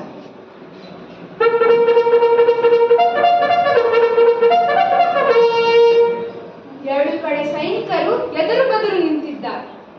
ನಮ್ಮ ಮಹಾರಾಜರು ಒಬ್ಬ ಶತ್ರು ಸೈನಿಕರನ್ನು ಹೊಡೆದು ನೆಲಕ್ಕೆ ಬೀಳಿಸಿದ್ದಾರೆ. ಮುಂದೇನಾಯಿತು ಬೇಗ ಹೇಳು. ಅಲೆಕ್ಸಾಂಡರ್ ಸೈನ್ಯ ಹೆಚ್ಚೇನಿಲ್ಲ, ನಮ್ಮಷ್ಟೇ ಇದ್ದಾರೆ. ನಾವು ಗೆಲ್ಲುವುದು ಖಚಿತ. ಭಾರತ ಮಾತೆಗೆ ಜಯವಾಗಲಿ, ಭಾರತ ಮಾತೆಗೆ ಜಯವಾಗಲಿ. ಈಗೇನಾಗುತ್ತಿದೆ? ನಮ್ಮ ಸೈನಿಕರು ಹೋರಾಡುತ್ತಿದ್ದಾರೆ, ಒಬ್ಬನು ಕೆಳಗೆ ಬಿದ್ದಿದ್ದಾನೆ. ಅಯ್ಯೋ, ಇದೇನಾಗುತ್ತಿದೆ? ಏನಾಯ್ತು ದೂರದರ್ಶಿ? ಬೇಗ ಹೇಳು, ಏನಾಯ್ತು? ಮಹಾರಾಜರ ಸುತ್ತ ಶತ್ರು ಸೈನಿಕರಿದ್ದಾರೆ. ರಾಜಕುಮಾರ ಪತ್ತೆಯೇ ಇಲ್ಲ. ಚಿಂತೆ ಮಾಡಿದರೆ ಏನೂ ಆಗುವುದಿಲ್ಲ. ಹರ ಹರ ಮಹಾದೇವ್, ಹರ ಹರ ಮಹಾದೇವ್. ನಮ್ಮ ಸೈನಿಕರು ಬರುತ್ತಿದ್ದಾರೆ. ಓ, ಬಂದು ಬಿಟ್ಟರು. ಮಹಾರಾಜರಿಗೆ ಏನೂ ಆಗುವುದಿಲ್ಲ. ದೇವರು ರಕ್ಷಿಸಿದರು. ಮಹಾರಾಜರು ಮುಂದೆ ಹೋಗುತ್ತಿದ್ದಾರೆ. ಎದುರಿಗೆ ಅಲೆಕ್ಸಾಂಡರ್ ಸೈನ್ಯ. ಅವರ ಸೈನ್ಯ ಬಹಳ ಜಾಸ್ತಿ ಆಗುತ್ತಿದೆ. ನಾವು ಸೋಲುವ ಭಯ ಜಾಸ್ತಿ ಆಗುತ್ತಿದೆ. ಸೋಲಿನ ಹೆಸರೆತ್ತಬೇಡ. ಭಾರತ ಮಾತೆಗೆ ಜಯವಾಗಲಿ, ಭಾರತ ಮಾತೆಗೆ ಜಯವಾಗಲಿ. ಈಗ ಅಲೆಕ್ಸಾಂಡರ್ ಮತ್ತು ನಮ್ಮ ಮಹಾರಾಜರು ಮುಖಾಮುಖಿಯಾಗಿದ್ದಾರೆ. ವೀರಾವೇಶದಿಂದ ಹೋರಾಡುತ್ತಿದ್ದಾರೆ. ಅಲೆಕ್ಸಾಂಡರ್ ಕೆಳಗೆ ಬಿದ್ದರು. ಅವರ ಬಳಿ ಕತ್ತಿಯೂ ಇಲ್ಲ. ನಮ್ಮ ಮಹಾರಾಜರು ಅವರ ಮೇಲೆ ಹಾರಿದರು. ಅವರನ್ನು ಸಾಯಿಸಲು ನಮ್ಮ ರಾಜರು ಕತ್ತಿ ಹಿಡಿದ ಕೈ ಮೇಲಕ್ಕೆತ್ತಿದ್ದಾರೆ. ಮಹಾರಾಜರು ಅಲೆಕ್ಸಾಂಡರ್ನ ಹೊಡೆದು ಬಿಟ್ಟರೆ? ಇಲ್ಲ, ಅದೇನಾಯ್ತು ನಮ್ಮ ಮಹಾರಾಜರಿಗೆ? ಕತ್ತಿ ಹಿಡಿದ ಕೈ ಹಾಗೆಯೇ ಕೆಳಗೂ ಇಟ್ಟು ಬಿಟ್ಟಿದ್ದಾರೆ. ಅಲೆಕ್ಸಾಂಡರ್ ಉಳಿದುಕೊಂಡರು. ಗುರು ಮಹಾರಾಜರು ಮಹಾಪುರುಷರು, ಕೈಗೆ ಸಿಕ್ಕ ಶತ್ರುವನ್ನು ಉಳಿಸಿಬಿಟ್ಟರು. ಪುನಃ ಯುದ್ಧ ಪ್ರಾರಂಭವಾಗಿದೆ.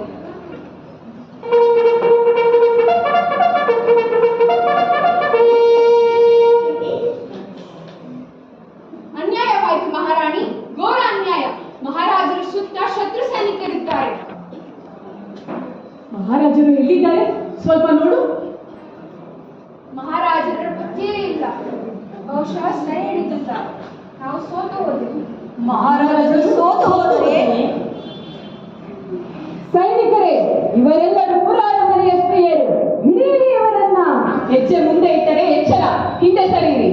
ಸುಮ್ಮನೇಕೆ ನಿಂತಿದ್ದೀರಿ? ಹಿಡಿಯಿರಿ ಇವರನ್ನ. ಎಚ್ಚರಿಕೆ, ನೀವು ಹಿಂದೂ ಸೈನಿಕರು. ಹಿಂದೂ ಸೈನಿಕರು ಎಂದು ಸ್ತ್ರೀಯರ ಮೇಲೆ ಆಕ್ರಮಣ ಮಾಡುವುದಿಲ್ಲ. ನಾನು ಹೇಳುತ್ತಿದ್ದೇನೆ, ಮುನ್ನೋಕಿ. ನೀನು ಎಷ್ಟು ಕೀಳಮಟ್ಟಕ್ಕೆ ಇಳಿದಿರುವೆ. ಭಾರತದ ಶತ್ರುಗಳ ಜೊತೆ ಸ್ನೇಹ ಮಾಡಿರುವೆ. ಒಬ್ಬ ಪರದೇಶದವನನ್ನು ಸಂತೋಷಗೊಳಿಸಲು ಹಿಂದೂ ಸ್ತ್ರೀಯರ ಮೇಲೆ ಆಕ್ರಮಣ ಮಾಡುವಷ್ಟು ಕಟುಕನಾಗಿರುವೆಯ. ನೀನು ದೇಶದ್ರೋಹಿ. ಸೈನಿಕರೇ, ನೀವು ಸೈನ್ಯಕ್ಕೆ ಸೇರುವಾಗ ನಮ್ಮ ದೇಶವನ್ನು ರಕ್ಷಿಸುತ್ತೇನೆಂದು ಪ್ರತಿಜ್ಞೆ ಮಾಡುತ್ತೀರಿ ಅಲ್ಲವೇ? ಹೌದು ಹೌದು. ಈಗ ಹೇಳಿ, ನೀವು ನಿಮ್ಮ ತಾಯಿ ಮತ್ತು ಸಹೋದರಿಯರನ್ನು ಶತ್ರುಗಳ ಕೈಗೆ ಕೊಡುವಿರಾ? ನಿಮ್ಮ ಪ್ರತಿಜ್ಞೆಯನ್ನು ಮುರಿದು ನಮ್ಮ ದೇಶಕ್ಕೆ ದ್ರೋಹ ಬಗೆಯುವಿರಾ? ನಾವು ನಿಮ್ಮ ರಾಜರು. ರಾಜರ ಆಜ್ಞೆ ಪಾಲಿಸುವುದು ಸೈನಿಕರ ಕರ್ತವ್ಯ. ನಿನ್ನನ್ನು ಕೊಲ್ಲಲು ನನಗೆ ಯಾವ ನಾಚಿಕೆಯೂ ಇಲ್ಲ. ನಿನ್ನನ್ನು ಕೊಂದು ನಮ್ಮ ದೇಶವನ್ನು ರಕ್ಷಿಸುವೆ. ರಾಜನ, ನೀನು ನನಗೆ ಅವಮಾನಿಸುತ್ತಿದ್ದೀಯಾ? ಇದನ್ನು ನಾನು ಮನಸ್ಸಿನಲ್ಲಿ ಇಟ್ಟುಕೊಂಡಿರುವೆ. ಸೈನಿಕರೇ, ನಡೆಯಿರಿ.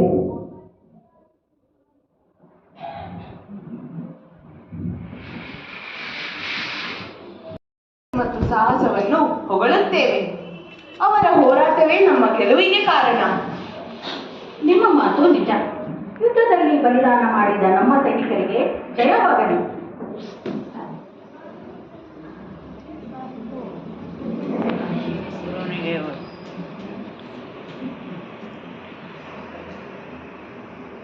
ಬನ್ನಿ ನಮ್ಮ ವೀರ ಶತ್ರುಗಳೇ, ನಾವು ನಿಮ್ಮನ್ನು ಸ್ವಾಗತಿಸುತ್ತೇವೆ. ನಿಮ್ಮ ಸ್ವಾಗತದ ಉದ್ದೇಶ ನಮಗೆ ಅರ್ಥವಾಗಿದೆ. ಸಲುಕಸ್, ಮಹಾರಾಜರಿಗೆ ಬೇಡಿ ಹಾಕಿದವರು ಯಾರು? ಮಹಾರಾಜರೇ, ನಮ್ಮವರಿಂದ ಆದ ತಪ್ಪಿಗೆ ನಮಗೆ ಬೇಸರವಾಗಿದೆ. ಅವರಿಂದ ತಪ್ಪಾಗಿದೆ. ಸಲುಕಸ್, ಮಹಾರಾಜರ ಬೇಡಿಗಳನ್ನು ತೆಗೆದುಹಾಕು.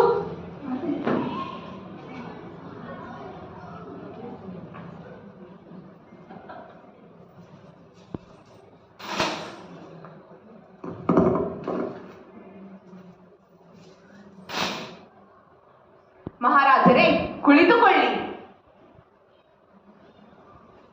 ನಾವು ನಿಮ್ಮನ್ನು ಒಂದೇ ದಿನದಲ್ಲಿ ಗೆದ್ದು ಬಿಟ್ಟೆವು.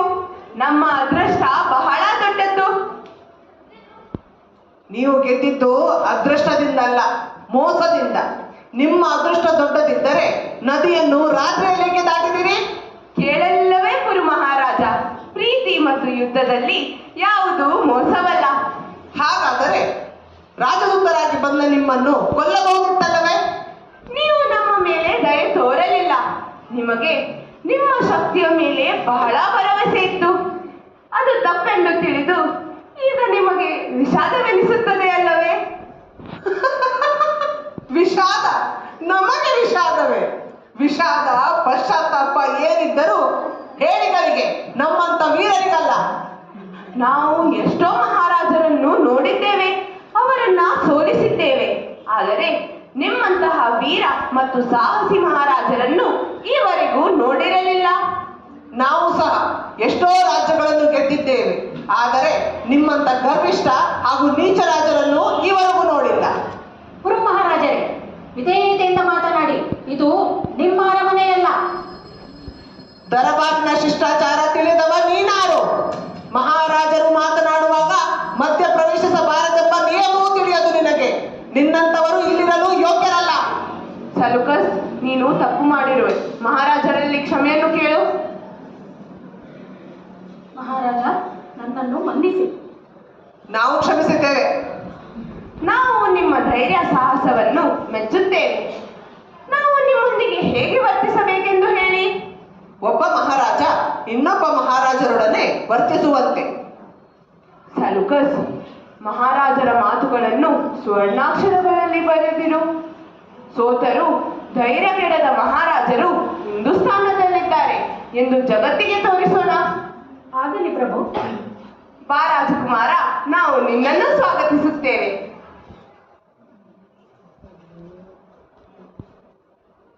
ಸಮರ್, ನೀನಿಲ್ಲಿ, ಅದು ಈ ವೇಷದಲ್ಲಿ? ಅಪ್ಪಾಜಿ, ವೀರ ತಂದೆಯ ವೀರಪುತ್ರ, ನಮ್ಮನ್ನು ಕೊಲ್ಲಲೆಂದೇ ಈ ವೇಷದಲ್ಲಿ ನಮ್ಮ ದರಬಾರಿಗೆ ಬಂದವ. ನಾವು ನಿನ್ನ ಶೌರ್ಯವನ್ನು ಮೆಚ್ಚುತ್ತೇವೆ. ಗುರು ಮಹಾರಾಜರೇ, ನಾವು ನಿಮ್ಮಿಂದ ಪಡೆದ ಪ್ರಾಂತ್ಯಗಳನ್ನು ನಿಮಗೆ ಕೊಡುತ್ತೇವೆ. ಸಲುಕಸ್, ಮಹಾರಾಜರ ಪ್ರಾಂತ್ಯಗಳನ್ನು ಹಿಂತಿರುಗಿಸುವ ವ್ಯವಸ್ಥೆ ಮಾಡು. ಆಗಲಿ ಪ್ರಭು. ಹಾಗಾದರೆ ಈಗ ನಾವು ನಿಮ್ಮ ಅಧೀನದಲ್ಲಿದ್ದೇವೆ? ಇಲ್ಲ, ಈಗ ನೀವು ನಮ್ಮ ಮಿತ್ರರಾಗಿದ್ದೀರಿ. ಮಹಾರಾಜರೇ, ಈ ಪುರವು ನಿಮ್ಮನ್ನು ವಿರೋಧಿಸುತ್ತಿದ್ದಾನೆ. ಇದು ನಿಮಗೆ ಏಕೆ ತಿಳಿಯದು? ಇಲ್ಲ ಅಂಬಿ ಮಹಾರಾಜರೇ, ಪುರು ಹಿಂದೂಸ್ತಾನದಲ್ಲಿ ಎಲ್ಲರಿಗಿಂತ ಶ್ರೇಷ್ಠ ಮಿತ್ರರಾಗುವರು ನಮಗೆ. ಈಗ ಪುರ ಮಹಾರಾಜ ನಮ್ಮ ಸ್ನೇಹದ ಹಸ್ತ. ನಾವು ಸ್ನೇಹದ ಹಸ್ತಗಳನ್ನು ಸ್ನೇಹದಿಂದಲೇ ಹಿಡಿಯುತ್ತೇವೆ. ಪುರು ಮಹಾರಾಜರಿಗೆ ಜಯವಾಗಲಿ. ಅಲೆಕ್ಸಾಂಡರ್ ಮಹಾರಾಜರಿಗೆ ಜಯವಾಗಲಿ. ಅಂಬಿ ಮಹಾರಾಜರೇ, ನೀವು ಯಾಕೆ ಜಯಘೋಷ ಹಾಕಲಿಲ್ಲ? ಗುರು ಮಹಾರಾಜರಿಗೆ ಜಯವಾಗಲಿ. ಸಲುಕಸ್, ಆಮಿ ಮಹಾರಾಜರ ಪ್ರಾಂತ್ಯವು ಅವಳ ಬರಿಯೇ ಇದೆ. ಅವರು ಹಿಂದೂಸ್ತಾನದಲ್ಲಿ ನಮ್ಮ ಮೊದಲ ಮಿತ್ರರು. ಆಗಲಿ ಪ್ರಭು. ಮಿತ್ರರಲ್ಲ, ಮೊದಲ ದಾಸರು. ರಾಜಕುಮಾರ, ಎಚ್ಚರವಿರಲಿ. ಮಿತ್ರನೇ, ನಿನ್ನ ಶೌರ್ಯವನ್ನು ಮೆಚ್ಚಿದ್ದೇವೆ. ಆಂಬಿ ಮಹಾರಾಜರೇ, ನಿಮ್ಮ ವರ್ತನೆಯು ನಮಗೆ ಬೇಸರ ತಂದಿದೆ. ನಡೆ, ಮುಂದಿನ ಕಾರ್ಯ ನೋಡೋಣ.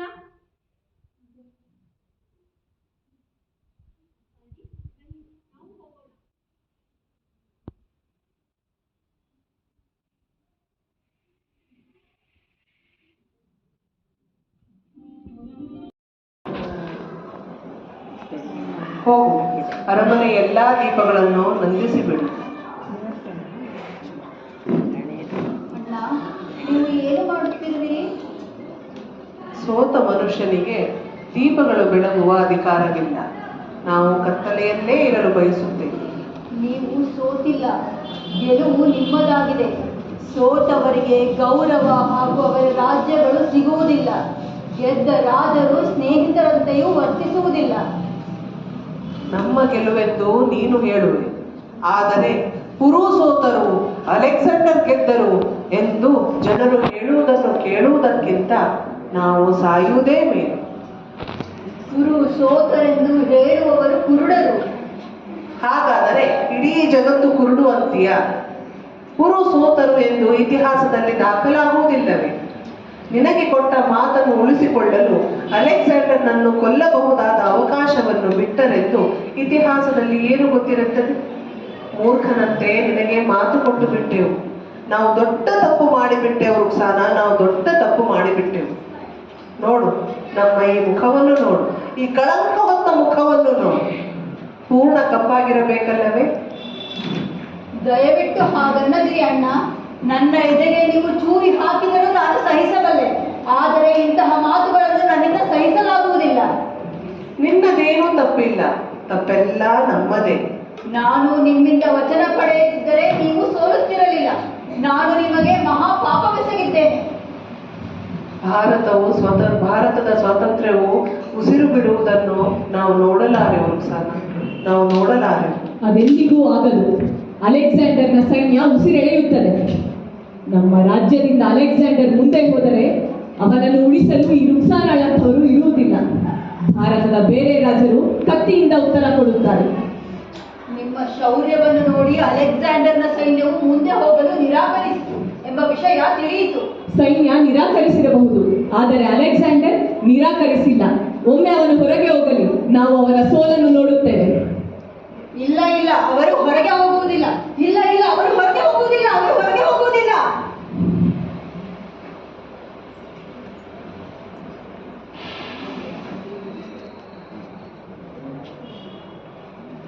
ಅಲೆಕ್ಸಾಂಡರ್ ಮಹಾರಾಜರು ಬಂದಿರುವ ಕಾರಣವೇನು ತಿಳಿಯದು? ಕುರು ಮಹಾರಾಜರೇ, ನಾವು ಹೊಸ ಹೊಸ ಪ್ರಾಂತ್ಯಗಳನ್ನು ಗೆಲ್ಲಲು ಮುಂದೆ ಸಾಗಲು ಇಚ್ಛಿಸುತ್ತೇವೆ. ನಮಗೆ ನಿಮ್ಮ ಸಹಾಯ ಬೇಕು.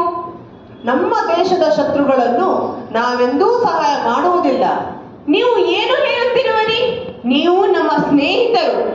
ಮಹಾರಾಜರೇ, ನಿಮ್ಮ ಕೆಂಪು ಕಣ್ಣುಗಳನ್ನು ನಮಗೆ ತೋರಿಸಬೇಡಿ. ನಮಗೆ ಅವುಗಳನ್ನು ನೋಡಿ ಅಭ್ಯಾಸವಿಲ್ಲ. ನಿಮ್ಮ ಸ್ನೇಹವನ್ನು ಸ್ವೀಕರಿಸಿದ್ದೇವೆ ನಿಜ, ಆದರೆ ಮಂಡಿ ಹೋಗಿ ದಾಸರಾಗುವುದಿಲ್ಲ. ಮಹಾರಾಜ, ನೆನಪಿರಲಿ, ಇವರು ನಿಮ್ಮನ್ನು ಸೋಲಿಸಿದ್ದಾರೆ. ನಾವು ನಿಮ್ಮೊಂದಿಗೆ ಮಾತನಾಡುತ್ತಿಲ್ಲ. ನಾವು ನಿಮ್ಮ ಸಹಾಯವನ್ನು ಕೇಳಿದೆವು ಅಷ್ಟೇ.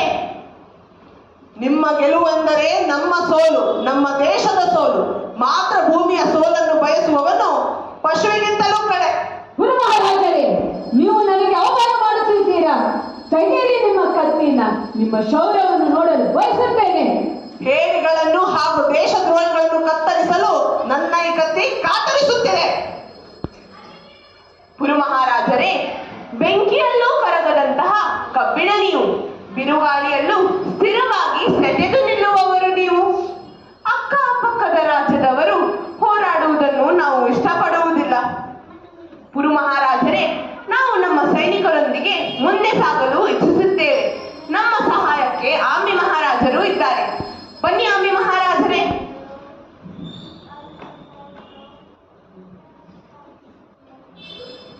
ದೇವರು ಭಾರತವನ್ನು ರಕ್ಷಿಸಲಿ. ಆಂಟಿನೋ, ಹೇಳಿ ಅವರಿಗ. ನಾವು ಸೈನಿಕರು ಮಹಾರಾಜರ ಆಜ್ಞೆಯನ್ನು ನಿರಾಕರಿಸುವಂತಿಲ್ಲ. ಆದರೆ ನಮಗೆ ನಮ್ಮದೇ ಆದ ಜೀವನವಿದೆ ಅಲ್ಲವೇ? ನಿನ್ನ ಮಾತು ಸರಿಯಾಗಿದೆ. ಗುರು ಮಹಾರಾಜರು ಈ ಯುದ್ಧದಲ್ಲಿ ನಮ್ಮ ಅರ್ಧ ಸೈನಿಕರನ್ನು ಮುಗಿಸಿದ್ದಾರೆ. ಇನ್ನು ಅರ್ಧ ಸೈನಿಕರ ಶಕ್ತಿಯನ್ನು ಹೊಂದಿಸಿದ್ದಾರೆ. ಅವರ ಭೀತಿ ನಮ್ಮನ್ನು ಕಾಡುತ್ತಿದೆ. ಗುರು ಮಹಾರಾಜರನ್ನು ಕಂಡರೆ ನಮ್ಮ ಮಹಾರಾಜ ಅಲೆಕ್ಸಾಂಡರಿಗೂ ಭಯ. ಅದರಿಂದಲೇ ಅವರ ರಾಜ್ಯವನ್ನು ಹಿಂತಿರುಗಿಸಿದ್ದಾರೆ. ನಮ್ಮ 40,000 ಸೈನಿಕರನ್ನು ನಮ್ಮ ದೇಶಕ್ಕೆ ಕಳುಹಿಸಲಾಗಿದೆ ಎಂಬುದು ಸುಳ್ಳು. ಗುರು ಮಹಾರಾಜರ ಸೈನ್ಯ ನಮ್ಮ ಸೈನಿಕರನ್ನು ಯುದ್ಧದಲ್ಲಿ ಕೊಂದಿದ್ದಾರೆ. ಅಧಿಕಾರಿಗಳು ಈ ವಿಷಯವನ್ನು ನಮ್ಮಿಂದ ಮುಚ್ಚಿಟ್ಟಿದ್ದಾರೆ. ನಮಗೀಗ ಯುದ್ಧ ಬೇಡವೆನಿಸಿದೆ. ನಾವು ಇನ್ನು ಮುಂದೆ ಮಹಾರಾಜ ಅಲೆಕ್ಸಾಂಡರ್ ಜೊತೆ ಹೋಗುವುದಿಲ್ಲ ಎಂದು ಹೇಳಿಬಿಡೋಣ. ಅಷ್ಟೇ ಅಲ್ಲ, ನಾವು ನಮ್ಮ ಮನೆಗಳಿಗೆ ಹೋಗಲು ಬಯಸುತ್ತೇವೆ ಎಂದು ಹೇಳೋಣ. ಹೌದು, ನಮ್ಮನ್ನು ತಡೆಯಲು ಯಾರನ್ನು ಬಿಡಬಾರದು. ಬಾ, ಈಗಲೇ ಹೋಗಿ ಮಹಾರಾಜರನ್ನು ಭೇಟಿಯಾಗಿ ನಮ್ಮ ಮನಸ್ಸಿನ ಮಾತನ್ನು ಹೇಳೋಣ. ಸರಿ, ನಡಿ.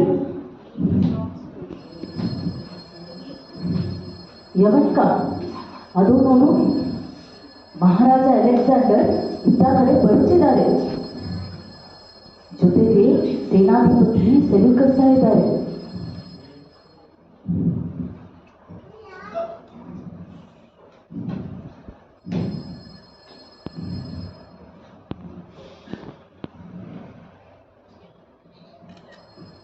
ಸೈನಿಕರೇ, ನಿಮ್ಮ ವರ್ತನೆಯಲ್ಲಿ ಬದಲಾವಣೆ ಆದಂತಿದೆ. ನಿಮ್ಮ ಮಹಾರಾಜರಿಗೆ ಜಯಘೋಷ ಹಾಕಲಿಲ್ಲ. ನಾವು ಇನ್ನು ಮುಂದೆ ನಿಮ್ಮ ಜೊತೆ ಬರಲು ಸಾಧ್ಯವಿಲ್ಲ. ನಾವು ನಮ್ಮ ಮನೆಗಳಿಗೆ ಹೋಗಲು ಬಯಸುತ್ತೇವೆ. ನೀವು ಯಾರೆದುರಿಗೆ ಮಾತನಾಡುತ್ತಿರುವಿರಿ ಎಂಬ ಪ್ರಜ್ಞೆ ಇದೆಯೇ ನಿಮಗೆ? ಶಿಷ್ಟಾಚಾರ ತಿಳಿದಿಲ್ಲವೇ? ನಮಗೆ ಎಲ್ಲವೂ ತಿಳಿದಿದೆ. ನಾವು ನಮ್ಮ ಮನೆಗೆ ಹೋಗಬೇಕು ಅಷ್ಟೇ. ಒಡೆಯನಿಗಾಗಿ ಕರ್ತವ್ಯವೇನೆಂದು ತಿಳಿಯದ ಹೇಳಿಗಳು ನೀವು. ಇಂತಹವರ ಮುಖ ನೋಡಲು ನಾವು ಇಚ್ಛಿಸುವುದಿಲ್ಲ. ಮಹಾರಾಜ, ನಮಗೆ ನಮ್ಮ ಕರ್ತವ್ಯದ ಅರಿವಿದೆ. ನಾವು ನಮ್ಮ ದೇಶವನ್ನು ಬಿಟ್ಟು ತಮ್ಮ ಜೊತೆ ಬಂದು 14 ವರ್ಷಗಳಾದವು. ಪ್ರತಿದಿನ ನಮ್ಮ ಕುಟುಂಬದವರು ನಮ್ಮನ್ನು ನಿರೀಕ್ಷಿಸಿ ನಿರಾಶರಾಗುತ್ತಿರುವುದು ಬೇಸರದ ಸಂಗತಿ. ಇದನ್ನು ನಮ್ಮಿಂದ ಸಹಿಸಲಾಗುವುದಿಲ್ಲ. ಮಹಾರಾಜರು ಹೋಗಲು ಅಪ್ಪಣೆ ಕೊಡದಿದ್ದರೆ ಏನು ಮಾಡುವಿರಿ? ನಮ್ಮ ಸಮಾಧಿಗಳ ಮೇಲೆ ನಿಮ್ಮ ವಿಜಯ ಅರಮನೆಯನ್ನು ಕಟ್ಟಲು ನಮ್ಮನ್ನು ಇಲ್ಲಿ ಕರೆತಂದಿದ್ದೀರಿ.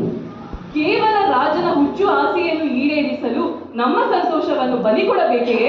ನೀವು ಸೈನಿಕರು, ಮಹಾರಾಜರ ಆಜ್ಞೆಯನ್ನು ಪಾಲಿಸುವುದಷ್ಟೇ ನಿಮ್ಮ ಕೆಲಸ.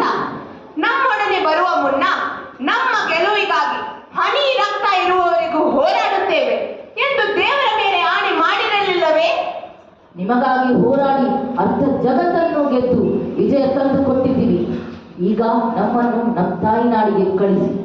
ನಾವು ನಮ್ಮ ತಾಯ್ನಾಡಲ್ಲಿ ಸ್ವಚ್ಛಂದವಾಗಿ ಓಡಾಡಲು ಇಷ್ಟಪಡುತ್ತೇವೆ. ಹೋಗಿ ಮಹಾರಾಜರನ್ನು ಶತ್ರು ದೇಶದಲ್ಲಿ ಒಂಟಿಯಾಗಿ ಬಿಟ್ಟು ಬಂದಿದ್ದೇವೆ ಎಂದು ಹೇಳಿ.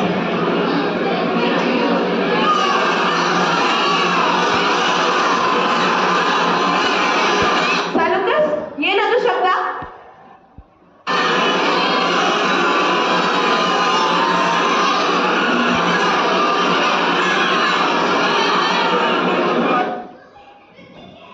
ಪ್ರಭು, ನಮ್ಮ ಸೈನಿಕರು ನಿಮ್ಮ ವಿರುದ್ಧ ದಂಗೆ ಎತ್ತಿದ್ದಾರೆ.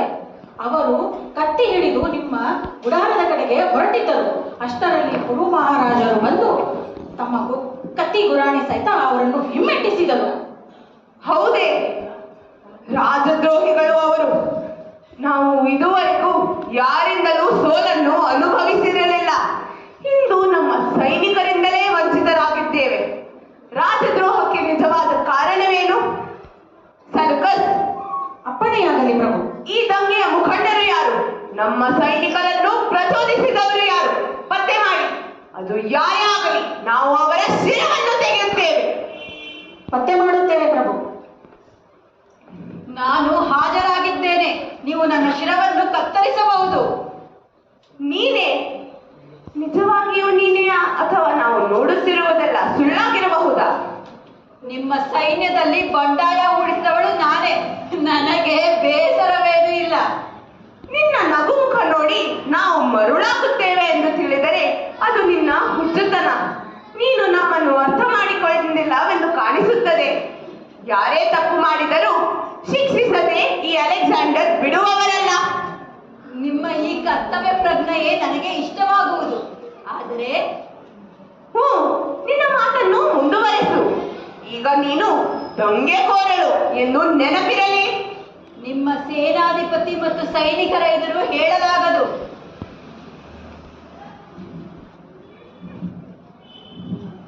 ನನ್ನ ಉದ್ದೇಶ ನಿಮ್ಮನ್ನು ಮುಂದೆ ಹೋಗದಂತೆ ತಡೆಯುವುದು. ನಿಮ್ಮ ಪ್ರಾಣವನ್ನು ಕಾಪಾಡಿದ್ದೇನೆ. ಮೂರ್ಖಳಂತೆ ಮಾತನಾಡಬೇಡ. ನಾವು ಪುರೂರಂತಹ ರಾಜರನ್ನು ಒಂದೇ ದಿನದಲ್ಲಿ ಗೆದ್ದು ಬಿಟ್ಟೆವು. ನೀವು ಗೆಲ್ಲಲಿಲ್ಲ, ಪುರು ನಿಮ್ಮನ್ನು ಕೊಲ್ಲದೆ ಬಿಟ್ಟರು ಅಷ್ಟೇ. ಯುದ್ಧ ಭೂಮಿಯಲ್ಲಿ ನೀವು ಕೆಳಗೆ ಬಿದ್ದಾಗ ನಿಮ್ಮನ್ನು ಕೊಲ್ಲಬಹುದಿತ್ತು, ಆದರೆ ಅವರು ನನಗೆ ಕೊಟ್ಟ ವಚನ ನಿಭಾಯಿಸಿದರು. ನಮಗೆ ತಿಳಿಯಲಿಲ್ಲ. ಒಗಟಿನಂತೆ ಮಾತನಾಡಬೇಡ. ನಾನು ಹೇಳುವ ಮಾತುಗಳಿಂದ ನೀವು ನಾಚಿಕೆಯಿಂದ ತಲೆಬಾಗಿಸಬೇಕಾಗುವುದು. ನೀವು ಗೆಲ್ಲಲಿಲ್ಲ, ಪುರು ನಿಮಗೆ ಪ್ರಾಣ ಭಿಕ್ಷೆಯನ್ನು ನೀಡಿದ್ದಾರೆ. ನಿಮ್ಮ ಪ್ರಾಣವನ್ನು ಉಳಿಸಲು ಅವರು ನನ್ನನ್ನು ಸೋದರಿ ಎಂದು ಸ್ವೀಕಾರ ಮಾಡಿದ್ದು. ನಾನು ಅವರಿಗೆ ರಕ್ಷೆಯನ್ನು ಕಟ್ಟಿದಾಗ ನಿಮ್ಮ ಪ್ರಾಣ ರಕ್ಷಣೆಯನ್ನು ಉಡುಗೊರೆಯಾಗಿ ಬೇಡಿದ್ದು. ಪುರು ಮಹಾರಾಜರೇ, ನೀವು ಶೂರಸೇನ, ಶೌರ್ಯವಂತರು, ಸಾಹಸಿಗರು ಎಂದು ತಿಳಿದಿತ್ತು. ವಿಶಾಲ ಹೃದಯವಂತ ಎಂದು ಇಂದು ತಿಳಿಯಿತು. ನಿಮ್ಮ ಈ ಗುಣಕ್ಕೆ ಜಗತ್ತು ನಿಮಗೆ ನಮಿಸುತ್ತದೆ. ಕೃಷ್ಣ, ನೀನು ನಮ್ಮ ಪ್ರಾಣ ಉಳಿಸಿರು. ನಿನಗೇನು ಬೇಕು ಹೇಳು, ನಾವು ನಿನ್ನ ಬೇಡಿಕೆಗಳನ್ನು ಈಡೇರಿಸುತ್ತೇವೆ. ನನ್ನ ಮೊದಲನೇ ಬೇಡಿಕೆ ಸೈನಿಕರ ಅವಿಧೇಯತೆಯನ್ನು ಕ್ಷಮಿಸುವುದು. ಆಗಲಿ. ಎರಡನೇ ಬೇಡಿಕೆ ಪುನಃ ಅವರನ್ನು ಸೈನ್ಯಕ್ಕೆ ಕಳಿಸುವುದು. ಒಪ್ಪಿದೆ. ಮೂರನೇ ಬೇಡಿಕೆ ನೀವು ಮುಂದೆ ಹೋದರೆ ಭಾರತದಲ್ಲಿ ಇನ್ನೂ ಅನೇಕ ಬಲಶಾಲಿ ರಾಜರುಗಳಿದ್ದಾರೆ. ಅವರ ಎದುರು ನಿಮಗೆ ಅವಮಾನ ಮತ್ತು ಸೋಲುಂಟಾಗುವುದು ನನಗೆ ಬೇಕಿಲ್ಲ. ಆದ್ದರಿಂದ ಯುದ್ಧ ನಿಲ್ಲಿಸಿ ಸೈನಿಕರನ್ನು ಅವರ ತಾಯಿನಾಡಿಗೆ ಕಳಿಸಿ. ನಾವು ಸೈನಿಕರನ್ನು ಅವರ ತಾಯಿನಾಡಿಗೆ ಹೋಗಲು ಹಿಂದೆ ಅಪ್ಪಣೆ ಕೊಡುತ್ತೇವೆ. ಆದರೆ ನಾವು ಇಲ್ಲೇ ಇರುತ್ತೇವೆ. ಆಹಾರ ಸೇವಿಸದೆ ಸಾಯುತ್ತೇವೆ. ಮಹಾರಾಜ, ನಾವು ನಿನ್ನ ಬೇಡಿಕೆಗಳನ್ನು ಈಡೇರಿಸಿದ್ದೇವೆ. ನಿನ್ನಿಂದ ಇನ್ನು ಏನು ಮಾತನಾಡಲು ಇಚ್ಛಿಸುವುದಿಲ್ಲ. ನಾವು ಹೊರಡುತ್ತೇವೆ. ಮಹಾರಾಜ, ನಮ್ಮನ್ನು ಹಿಂದೂಸ್ತಾನದಲ್ಲಿ ಅವಮಾನ ಮಾಡಿದ್ದಾರೆ. ಅವರು ನಮ್ಮ ಸೈನಿಕರಲ್ಲ, ನಾವು ಅವರಿಗೆ ರಾಜರೂ ಅಲ್ಲ. ಅವರು ಇಷ್ಟ ಬಂದ ಕಡೆಗೆ ಹೋಗಲಿ, ಕಳಿಸಿಬಿಡು. ಪ್ರಭು, 8 ದಿನಗಳಿಂದ ಆಹಾರ ಸೇವಿಸಿಲ್ಲ. ನೀವು ಬಹಳ ನಿಶಕ್ತರಾಗಿದ್ದೀರಿ. ನಿಮ್ಮ ಈ ಸ್ಥಿತಿಯನ್ನು ಕಂಡು ನಮ್ಮ ಸೈನಿಕರು, ಸೇವಕರು ಹೆದರಿದ್ದಾರೆ. ನೀನು ಸುಳ್ಳು ಹೇಳುತ್ತಿರುವೆ. ಅವರು ನಮ್ಮ ಸೈನಿಕರೇ ಆಗಿದ್ದರೆ ಹೀಗೆ ವಂಚಿಸುತ್ತಿರಲಿಲ್ಲ, ನಮ್ಮನ್ನು ಕಾಪಾಡುತ್ತಿದ್ದರು. ನಮ್ಮ ಸೈನಿಕರು ಇಂದು ಸಭೆ ನಡೆಸುತ್ತಿದ್ದಾರೆ. ಬಹುಶಃ ಅವರಿಗೆ ತಮ್ಮ ತಪ್ಪಿನ ಅರಿವಾಗಿ ಯುದ್ಧಕ್ಕೆ ಸಿದ್ಧರಾಗಬಹುದು. ನಾವು ಕಾಯುತ್ತೇವೆ. ಈಗ ನೀವು ಸ್ವಲ್ಪ ಆಹಾರ ಸೇವಿಸಿ, ನಿಮ್ಮ ಆರೋಗ್ಯ ಹದಗೆಡುತ್ತದೆ ಮಹಾಪ್ರಭು. ನಮ್ಮ ಮನಸ್ಸು ತಿನ್ನಲು ನಿರಾಕರಿಸುತ್ತದೆ. ಸಲುಕಸ್, ಏನು ಮಾಡಲಿ? ಮಹಾರಾಜ, ನಿಮ್ಮನ್ನು ನೀವು ಏಕೆ ಶಿಕ್ಷಿಸಿಕೊಳ್ಳುತ್ತಿದ್ದೀರಿ? ಅಪಮಾನಕ್ಕಿಂತ ಸಾವು ಉತ್ತಮ ಎಂದು ನಮ್ಮ ಆತ್ಮ ಹೇಳುತ್ತದೆ. ಪ್ರಭು, ಸೈನಿಕನೊಬ್ಬ ಬಾಗಿಲಲ್ಲಿ ನಿಂತು ಒಳಗೆ ಬರಲು ಅಪ್ಪಣೆ ಕೇಳುವನು. ಕರೆಸಲೇ? ಅಪ್ಪಣೆ ಕೊಟ್ಟಿದ್ದೇವೆ, ಬರ ಹೇಳು.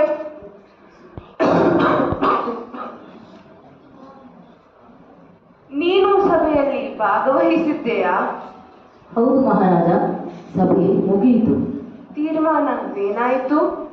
ಮಹಾರಾಜರು ಈ ಶರ್ಬತನ್ನು ಕುಡಿದು ಉಪವಾಸನ ಅಂತ್ಯಗೊಳಿಸುವಂತೆ ವಿನ್ನವಿಸಿಕೊಳ್ಳಬೇಕೆಂದು ತೀರ್ಮಾನವಾಯಿತು. ಒಂದು ವೇಳೆ ನಾವು ಉಪವಾಸ ಅಂತ್ಯಗೊಳಿಸದಿದ್ದರೆ? ಆಗ ಸೈನಿಕರೆಲ್ಲರೂ ತಮ್ಮೊಂದಿಗೆ ಶಿಬಿರದ ಹೊರಗೆ ಉಪವಾಸನ ಮಾಡುವರು. ತಮ್ಮೊಂದಿಗೆ ಅವರು ಸಹ ಸಾಯಲು ಸಿದ್ಧರಾಗಿ ನಮ್ಮ ದೇಶದಲ್ಲಿ ಶೋಕವನ್ನು ಆಚರಿಸಲು ಸಂದೇಶವನ್ನು ಕಳಿಸುವರು. ಪ್ರಭು, ನೋಡಿದ್ದೀರಾ, ಸೈನಿಕರು ನಿಮ್ಮೊಂದಿದ್ದಾರೆ. ನಾನು ಉಪವಾಸ ಮಾಡುವೆ. ಪ್ರಭು, ಈಗ ನಿಮ್ಮ ತೀರ್ಮಾನ ಬಹಳ ಮುಖ್ಯ. ದೇಶವನ್ನು ವಿಪತ್ತಿನಿಂದ ಕಾಪಾಡಬೇಕು. ನಮಗೆ ಏನು ಮಾಡಬೇಕು ತಿಳಿಯುತ್ತಿಲ್ಲ. ನಮಗೆ ಇಂತಹ ಸ್ಥಿತಿ ಇವತ್ತಿನವರೆಗೂ ಬರಲಿಲ್ಲ. ನಮಗೆ ಯಾವ ಮಾರ್ಗವೂ ಕಾಣುತ್ತಿಲ್ಲ. ಆ ಬಟ್ಟಲು ಇಲ್ಲಿಂದ ಮಹಾರಾಜ, ಈಗ ನೀವು ನಿಮ್ಮ ಸೈನಿಕರ ಮಾತು ಒಪ್ಪಬೇಕಾಗಿದೆ. ಇಲ್ಲದಿದ್ದರೆ ದೊಡ್ಡ ಅನರ್ಥವಾಗುವುದು. ಮಹಾರಾಜ, ನಿಮ್ಮ ಜೀವಕ್ಕೆ ಅಪಾಯವಿದೆ. ಯವನರ ದೇಶವು ನಿಮ್ಮನ್ನು ಜೀವಂತ ನೋಡಲು ಇಚ್ಛಿಸುತ್ತದೆ. ನಮ್ಮ ಸುತ್ತಲೂ ಅಂಧಕಾರ ಕವಿದಿದೆ. ಏನೂ ತೋಚುತ್ತಿಲ್ಲ. ಸೈನಿಕರು ಬೆದರಿಸುತ್ತಿದ್ದಾರೆ. ಮಹಾರಾಜ, ಸೈನಿಕರೆಲ್ಲರೂ ನಿಮ್ಮ ಮಕ್ಕಳಲ್ಲವೇ? ಅವರು ಬೆದರಿಸುತ್ತಿಲ್ಲ, ನಿಮಗಾಗಿ ಪ್ರಾರ್ಥಿಸುತ್ತಿದ್ದಾರೆ. ಅವರು ನಿಮಗಾಗಿ ತಮ್ಮ ಜೀವ ಕೊಡಲು ಸಿದ್ಧರಾಗಿದ್ದಾರೆ. ನಾವು ಜೀವಂತವಾಗಿರಬೇಕೆಂದು ಎಲ್ಲ ಮಿತ್ರರ ಅಭಿಪ್ರಾಯವೇ? ಹೌದು ಮಹಾರಾಜ. ಇಲ್ಲ, ಎಲ್ಲ ಮಿತ್ರರ ಅಭಿಪ್ರಾಯವಲ್ಲ.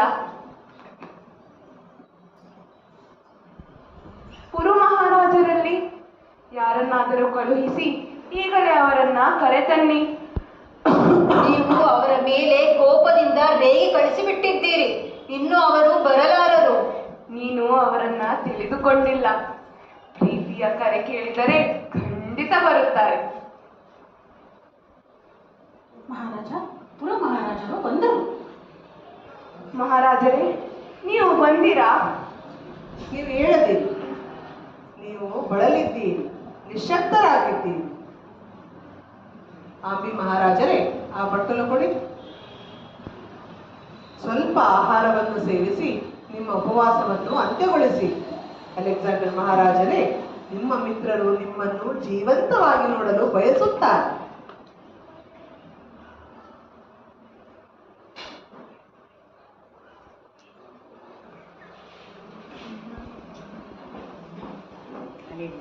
ಅಲೆಕ್ಸಾಂಡರ್ ಮಹಾರಾಜರಿಗೆ ಜಯವಾಗಲಿ. ಗುರು ಮಹಾರಾಜ